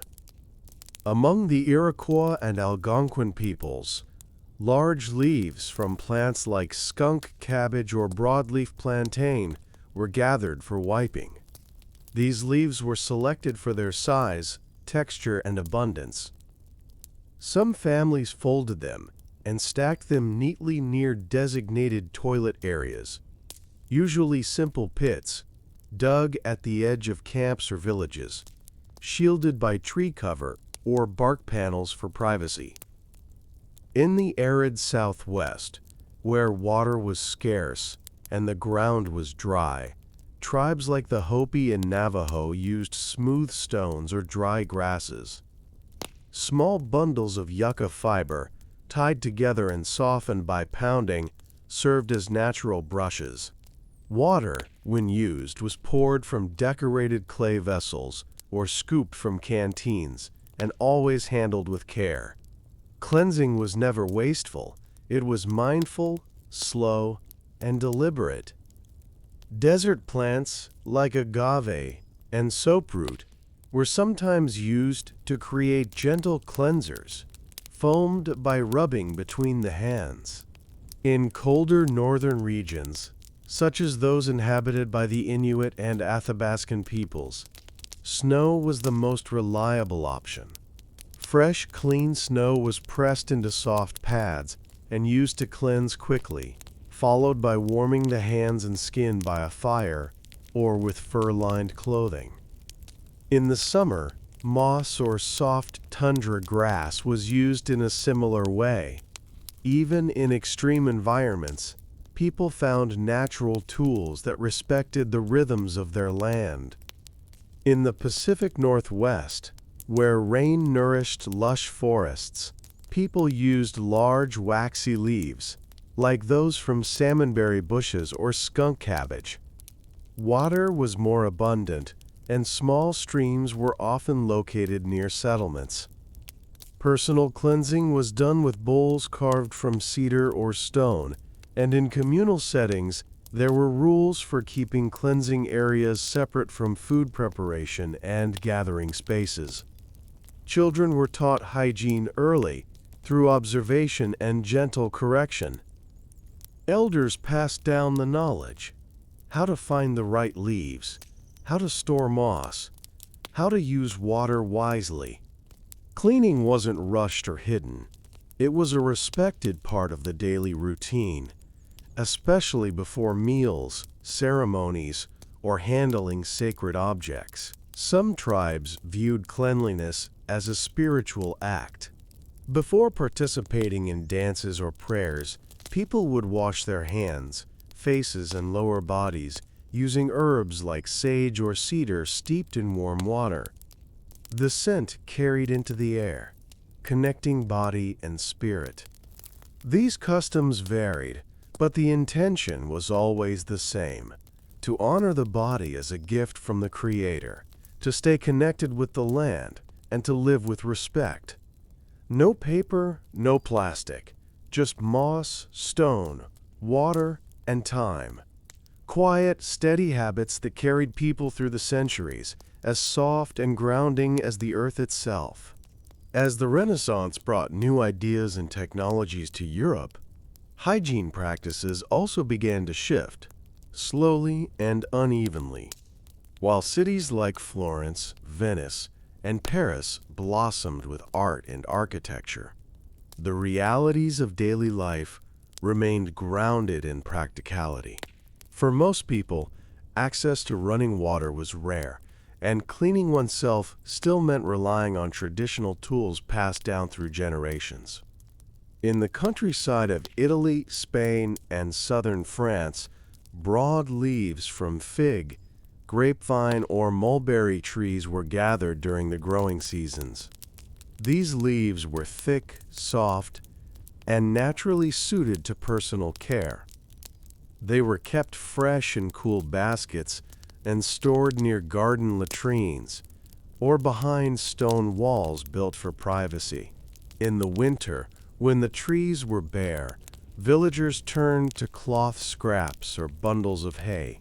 Cloth was cut from old garments, cotton, linen, or wool, and boiled after use in large cauldrons over the hearth. Soap, made from olive oil and ashes, helped remove stains and odors, and the cloths were hung on hedges or fences to dry in the sun. In some communities, particularly in Spain, ceramic basins were set into the ground near homes and filled with water collected from rooftops. After relieving themselves, people would pour water using small jugs or ladles, rinsing gently and drying with cloth. This quiet ritual was passed down among women and girls, who often taught their daughters how to fold the cloth, how to pour the water, how to move with care. Among the upper classes, hygiene became more refined. In noble homes, private toilets were built into towers or tucked behind wooden screens, with access to chamber pots or early plumbing systems that drained into underground channels. Linen cloths scented with herbs like lavender or rosemary were used for wiping, and perfumed water was poured from glass or silver ewers. These items were not discarded. They were cleaned and reused, cared for by household servants who boiled and pressed them daily. The emphasis was on freshness, not luxury. Even in palaces, the act of staying clean was quiet and methodical. Public bathhouses still existed in some cities, but they were slowly falling out of favor due to growing concerns about disease and modesty. Instead, people bathed at home when they could, using basins filled with heated water and cleaning themselves with cloths and soap. Full-body bathing was rare, but wiping and rinsing were daily habits. In monasteries and convents, hygiene was tied to religious discipline. Each monk or nun had a cloth, a bowl of water, and a set time for cleansing. Silence surrounded these moments. The idea was not to indulge, but to prepare for prayer, for labor, for rest. Cleanliness was not a luxury, but a way to show reverence. For the poor and those living in crowded urban neighborhoods, sanitation was more difficult. Chamber pots were used indoors, and waste was thrown into alleyways or collected by cartmen. Yet even here, people found ways to stay clean. Scraps of cloth, soft paper, straw, or bundled rags were used for wiping. Children fetched water from fountains or wells, and families boiled it in copper kettles to rinse and wash. Amidst the noise and chaos, a quiet resilience persisted. People carved out small rituals: a folded cloth on a windowsill, a warm splash of water before bed. The body was tired, perhaps, but it was cared for, gently, consistently.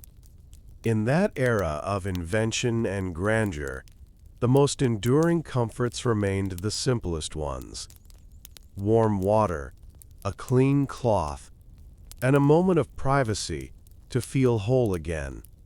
As paper production quietly spread across Asia and into parts of the Islamic world, the seeds of what would one day become toilet paper were taking root. But most communities still relied on what they had always known: nature, water, and reusable materials. In the bustling cities of the Ottoman Empire, from Istanbul to Damascus, the blend of East and West shaped every part of daily life, including how people stayed clean. Islamic law emphasized the importance of purification, and this was reflected in the architecture of homes, mosques, and bathhouses. Nearly every home, no matter how small, had a designated area for washing. Small brass or copper ewers, called ibriks, were used to pour water for cleansing after using the toilet. The act was gentle, unhurried, and usually done in silence. People used the left hand to clean themselves, while the right was reserved for eating and other clean tasks. This division was part of everyday etiquette, passed down from parent to child. Public toilets were common in the cities, often connected to mosques or marketplaces. These were simple stone cubicles with sloped floors and water channels. Next to each space was a pitcher or basin, and people brought their own cloths or stones. Some carried polished pebbles in small bags or tucked cloth squares into their belts. These cloths were taken home, washed thoroughly, and reused. In wealthier homes, linen was preferred: soft, absorbent, and easy to clean. After use, the cloths were boiled in water, mixed with ash or soap, then dried on rooftops under the sun. In royal palaces, hygiene reached an artful level. Attendants prepared warm rose water for cleansing, and silk cloths were sometimes used for high-ranking officials. Yet even in such splendor, the tools remained familiar: water, cloth, and time. Bathhouses, hammams, were central to social and spiritual life. Before bathing, visitors would relieve themselves and perform ablutions using water and sometimes leaves or cloths. The hammam experience was more than just washing. It was a renewal. Warm marble floors, steam-filled rooms, and the quiet scraping of skin with a mitt, called a kisi, created an atmosphere of peace. Cleanliness wasn't about indulgence. It was about clarity, purity, and preparation for prayer. In rural villages, where water came from wells or springs, clay pots were used to carry it home. Families kept ladles carved from wood or bone, used specifically for washing. Leaves, smooth sticks, or cloth rags served as wiping tools, chosen based on season and need. Children learned the rules gradually, not from formal lessons, but by watching, helping, and absorbing the rhythm of life. There was no shame, no secrecy, only continuity. Even traveling traders and nomads carried small hygiene kits, a cloth, a gourd of water, and perhaps a smooth stone or two. Camps were set up with care, and the same rituals repeated themselves beneath desert stars or forest canopies. A clean body meant readiness, for prayer, for company, for rest. The dignity of cleanliness was not based on luxury, but on consistency. Whether surrounded by gold tiles or seated beside a dusty well, the essentials were always within reach. A vessel, a cloth, a moment to care for the body, and through it, a quiet kind of peace. In the bustling port cities of East Africa, where dhows sailed in from Arabia and spices flowed in from India, personal hygiene reflected a rich blend of African traditions and Islamic influence. Along the Swahili coast, stretching from modern-day Kenya to Mozambique, homes were built from coral stone and shaded by mangrove trees. The people who lived there carried on quiet rituals of cleanliness that were both deeply personal and part of the rhythm of the day. In coastal villages, broad leaves from banana, palm, or castor plants were commonly used for wiping. These leaves were gathered fresh each morning, rinsed with water if dusty, and placed in baskets near latrine spaces. The latrines themselves were simple structures, often shared among families, built with privacy in mind using woven palm mats or wooden planks. After relieving themselves, people would use a clay jug or half a coconut shell to pour water over the body. Water was drawn from wells lined with coral or stored in clay pots kept cool in shaded corners of the house. Among Muslim households, the practice of istinja, cleansing with water, was carried out with quiet care. It was not just about hygiene, but about being in a proper state for prayer. Before stepping into the mosque, one ensured that the body was clean, and that included washing after using the toilet. In wealthier homes, perfumed water was sometimes used, infused with jasmine or lemongrass. Pieces of soft cloth, cut from worn garments, might be used and then washed carefully with soap made from coconut oil and ash. These cloths were not discarded. They were valued, cleaned, and reused with care. Bathing areas were often outside, where rainwater flowed into large terracotta basins. After using the toilet, one might go straight to these basins to rinse and refresh. In towns influenced by Arab traders, small stone toilets were built into the corners of courtyards, with drainage systems that carried waste away through stone-lined channels.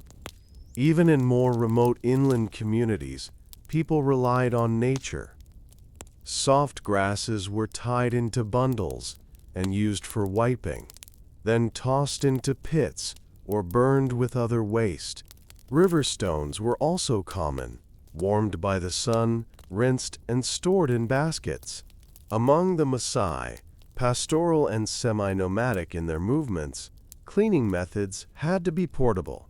Smooth stones or strips of animal hide were used, and water was reserved for drinking and essential washing only. Still, routines were followed carefully. Hygiene was seen as part of personal discipline, especially when preparing for ceremonies or entering a gathering. Children learned from observation.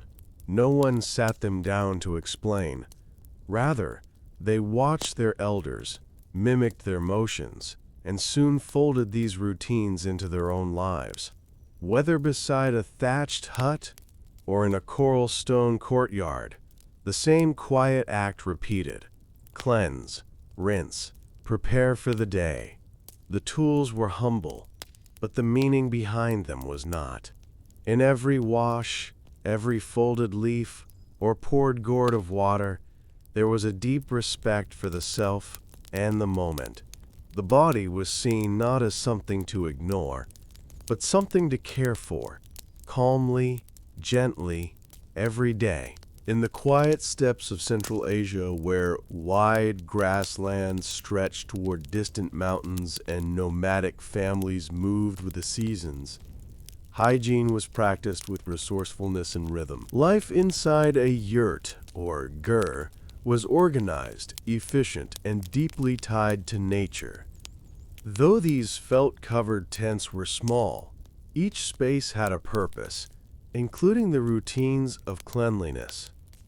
For nomadic groups such as the Kazakhs, Mongols, and Kyrgyz, the toilet was usually a short walk away from the camp, behind a ridge or near a grove.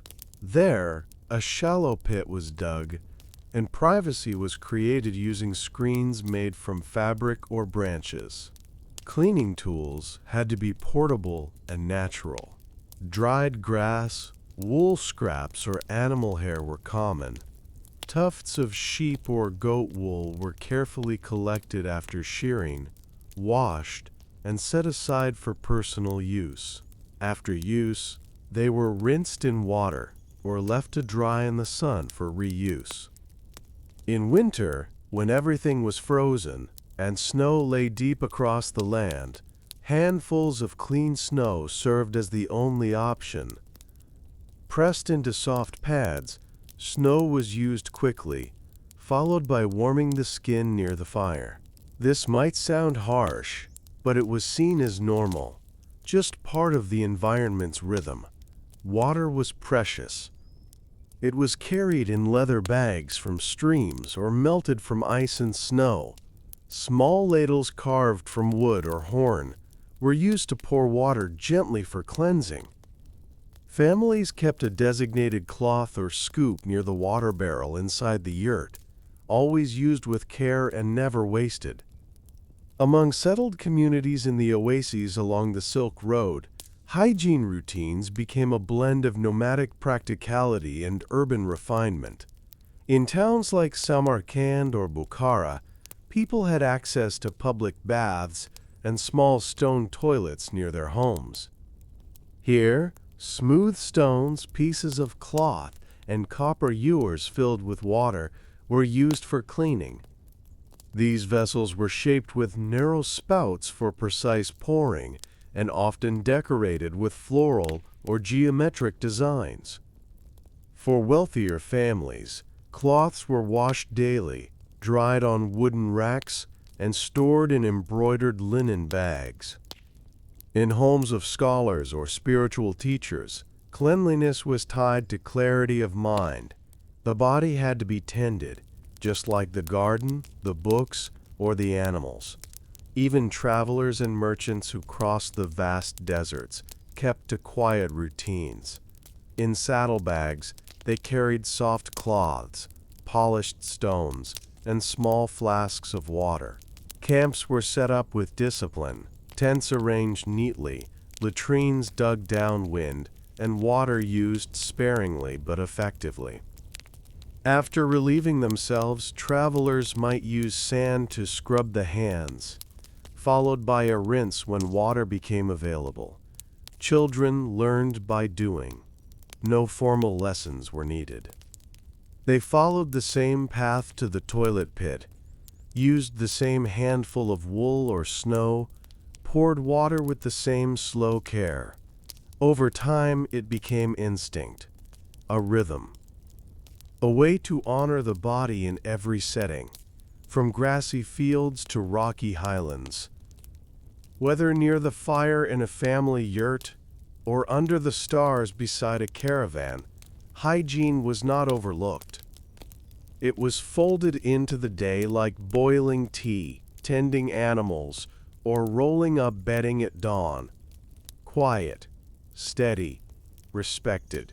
The wind could be sharp, the days long, but in each act of cleansing there was warmth, order, and the simple dignity of caring for oneself, no matter the journey.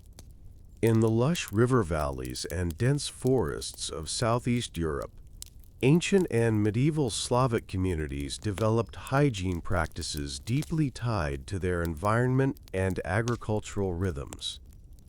In places that are now part of modern-day Serbia, Bulgaria, Romania, and Ukraine, people lived close to the land, relying on what they could grow, forage, or craft with their hands. Simple wooden homes with thatched roofs dotted the countryside, each with a garden, a well, and usually a small structure just outside, an outhouse or a basic latrine pit. This was often a wooden box with a hole, covered with straw or cloth for privacy, and set behind a fence of woven branches. Beside it sat baskets or wooden crates, filled with the season's cleaning materials. In spring and summer, broad green leaves from burdock, linden, or grapevine were gathered daily. These leaves were soft and wide, perfect for wiping, and were folded and stacked with care. In the colder months, people turned to dried straw or cloth rags. Families would cut worn clothing or bed sheets into squares, wash them with lye soap, and dry them in the sun. A clay basin or wooden bucket of water stood nearby, covered with a wooden lid to keep it clean. Water was drawn by hand from deep wells or carried in ceramic jugs from rivers and streams. It was used sparingly, first for rinsing hands, then for cleaning the body. The same jug might serve multiple tasks throughout the day: watering plants, washing clothes, or cooling porridge, but it always returned to the hygiene corner by evening. In wealthier households or monastic communities, hygiene was more structured. A small room near the kitchen or bathhouse would be set aside for personal care. Clay or copper ewers were used to pour warm water, and linen towels hung from wooden pegs. After using the toilet, one might wipe with cloth or moss, then rinse with a scoop of water, and dry with a soft rag. Everything was washed and reused, nothing wasted. In village life, these routines were not seen as shameful or secretive. They were simply part of the day's work. Just as you swept the floor or milked the goat, you also kept yourself clean. Children were taught to respect water, not to dirty the shared cloths, and to keep the latrine area tidy. Grandparents told stories while showing how to fold a leaf or pour water slowly with one hand. The lessons weren't written, but they lasted. In some areas, people also used clay shards, cherapizia, for scraping. These pieces were worn smooth over time and used gently, rinsed in basins after each use. Combined with water or ash, they left the skin feeling fresh. While paper was virtually unknown outside monasteries or noble homes, these methods worked well and required only care and routine. Bathhouses, bani or kupelni, played a key role in hygiene and social life. Once a week, entire families would visit the bathhouse. Before entering, people relieved themselves and cleaned using leaves or cloth. Inside, steam, soap made from ash and fat, and birch branches took over. The experience was renewing, both physically and spiritually. And when the bath was done, they emerged into the cool night, clean, tired, wrapped in linen, and ready for rest. In the ancient cities of the Middle East, where stone streets shimmered under the sun and the call to prayer echoed through narrow alleyways, daily hygiene was not only a personal act, it was a matter of culture, religion, and routine. From the winding streets of Baghdad to the quiet courtyards of Aleppo, people practiced cleanliness with a calm, measured rhythm, using simple tools that had served generations. In homes made of mud brick or carved from stone, The latrine was often a small, shaded corner near the garden or built discreetly into a wall. A hole in the ground or a low bench with an opening provided the space, and nearby sat a clay pitcher or a copper ewer filled with cool water. These vessels, called ibriks, had long, curved spouts and were used to pour water gently for cleansing. A small stone basin or tiled floor beneath the latrine helped channel the water away. The use of water was central. In Islamic tradition, washing after relieving oneself was not just preferred, it was required. Cleanliness was tied to prayer, and the body had to be purified before each of the 5 daily prayers. This meant that the quiet act of washing after using the toilet became one of the most consistent parts of daily life. People used the left hand to cleanse, never the right, which was reserved for eating, greeting, and writing. Children learned this rule early and followed it instinctively. For wiping, smooth stones were often used, rounded and polished by desert wind or river water. These stones were kept in small cloth pouches or clay bowls, used one by one, then cleaned and dried in the sun. In some households, scraps of old cloth were used instead. These cloths were never thrown away after a single use. They were boiled with soap made from olive oil and ashes, then laid out to dry on tiled rooftops or courtyards. In wealthier homes, perfumed water might be used. A few drops of rose or orange blossom were added to the water pitcher, creating a scent that lingered on the skin. Soft linen or cotton cloths were carefully folded, washed daily by household servants, and stored in carved wooden boxes. Everything about the ritual was thoughtful, slow, respectful, and done without waste. Public toilets were common in larger cities and markets. These were simple stalls lined with stone, each with its own water jar and a drainage system. Merchants and travelers used them throughout the day, bringing their own cloth or stones if needed. It was normal to see someone step behind a curtain, pour water quietly, then rejoin the street without pause. In the cooler mountain towns and desert villages, people adapted the same practices to their surroundings. When water was scarce, stones or sand were used, followed by hand washing with a few careful drops from a goatskin bag. Even nomads on the move carried water flasks, stones, or bits of cloth, using them with the same quiet routine. The tools were simple: a jar, a hand, a cloth, or stone. But the meaning behind them was vast. Cleanliness was not a burden, it was a form of peace, a way to return to the world feeling new. In tiled courtyards, under arches, in stone rooms with the scent of jasmine and dust, people performed these rituals every day. And in that rhythm, a kind of quiet dignity lived, unchanged across centuries, held gently in every drop of water poured.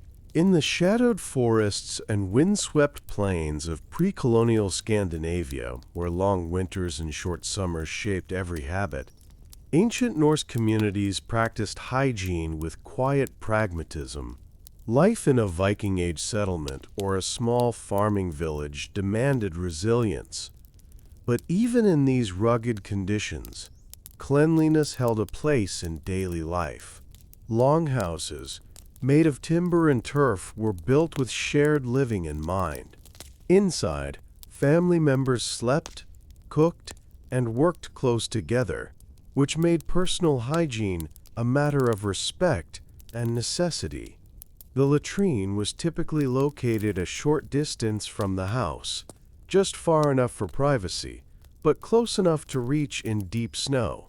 It might be a shallow pit, covered by wooden planks, or a small outhouse built from spare logs.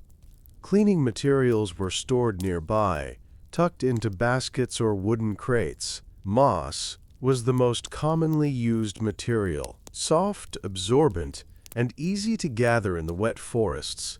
It was collected during the warmer months, dried on flat stones near the hearth, and saved in sacks for use through the long winter. Birch bark was also used, especially when cut into thin strips and softened by soaking in warm water. Its surface was smooth and durable, and once dried, it could be reused several times. In wealthier homes, or those of respected clan leaders, bits of wool or linen cloth were kept aside for personal cleaning. These were washed in soapy water, made by boiling ash and animal fat, then dried beside the fire. Water was fetched from nearby springs, rivers, or melted snow. A wooden bucket and ladle were common household items, used for rinsing after wiping. Though full baths were rare in winter, wiping and washing the hands and lower body was a routine act. In the warmer seasons, bathing in rivers or heated wooden tubs was more common, often accompanied by the use of herbal infusions. Sage, thyme, or yarrow were steeped in hot water to cleanse and soothe the skin. In Norse culture, grooming and hygiene were associated with pride and self-respect. Even warriors carried combs, tweezers, and small cloths with them. Cleanliness wasn't a luxury, it was part of looking presentable, even honorable. Before feasts, ceremonies, or raids, men and women alike would clean themselves, braid their hair, and dress with care. Children learned early that tending to the body was as important as tending to tools or animals. They gathered moss with their parents, helped fetch water, and watched how to rinse gently with one hand while holding a cloth with the other. It became second nature. Even while traveling or at sea, Vikings brought with them small bundles of cloth or moss, flasks of water, and flat stones for scraping. Hygiene was never extravagant, but it was never ignored. It was a quiet kind of discipline, repeated day after day. A handful of moss, a splash of water, a moment near the fire. The wind outside might howl, the snow might fall, but inside, the warmth of routine brought comfort. In the candlelit silence of a longhouse, with smoke curling from the hearth and voices low in evening talk, someone might step outside, wrap their cloak tighter, and walk the familiar path to the latrine, tools in hand, dignity intact, held together by centuries of simple human care. As the world slowly entered the modern age, the simple yet time-honored traditions of hygiene still held strong in rural communities across the globe. In quiet villages where factory-made goods had yet to reach and life moved with the sun and seasons, people continued to clean themselves with the tools passed down by their ancestors: leaves, cloth, water, and patience. In the rolling hills of rural France, for example, many families lived in stone cottages with tiled roofs and gardens just beyond the door. Their outhouses were tucked behind hedges, shaded by trees and stocked with smooth pebbles, cut rags, or dried grass. After the morning chore of emptying chamber pots or visiting the pit latrine, a clay pitcher of cool water stood ready for rinsing. A square of linen, folded with care, might be warmed slightly by the hearth before use. In the villages of northern India, even as cities grew louder and more crowded, the countryside maintained its rhythm. A brass lota and a small stool by the back wall of the home marked the cleansing space. The left hand was used to clean, the right to pour. A handful of water, a piece of cloth, the sound of birds in the distance. Each day began like this. Across the Pacific in the rice paddies of rural Vietnam, banana leaves were stacked beside wooden toilet sheds, their wide green surfaces soft and smooth. Small bamboo ladles sat in water jars, used to pour clean water over the skin. The leaves were gathered at dawn, when dew still clung to their surface. Even in parts of Eastern Europe, where winters were long and harsh, people kept cloths, cut from old linens, in a small drawer beside the privy. A kettle of warm water bubbled over the stove, and each evening, someone would scoop a bit out into a basin for rinsing before bed. Children watched and helped, learning without ever being formally taught. The language of these routines was not spoken. It was shown in motion, in rhythm, in the quiet hands that folded cloth, poured water, gathered leaves. In the stillness of these private moments, people honored themselves. The act of cleaning was neither glamorous nor shameful. It was human. From mountain yurts to jungle huts, from riverside huts to city edges, the story was the same. A moment of privacy, a simple tool, a soft sigh of comfort. And now, looking back through all the eras and across all the lands, from ancient Rome's sponge on a stick to snow in the Arctic, from fig leaves in the Mediterranean to moss in the northern woods, we see a mosaic of human adaptation. Different tools, same purpose. Different landscapes, same care. It reminds us that even the most basic acts carry meaning. The need to feel clean, to care for the body, to begin again. These are things that unite us, not with grand inventions, but with the quiet wisdom of moss, stone, water, and time.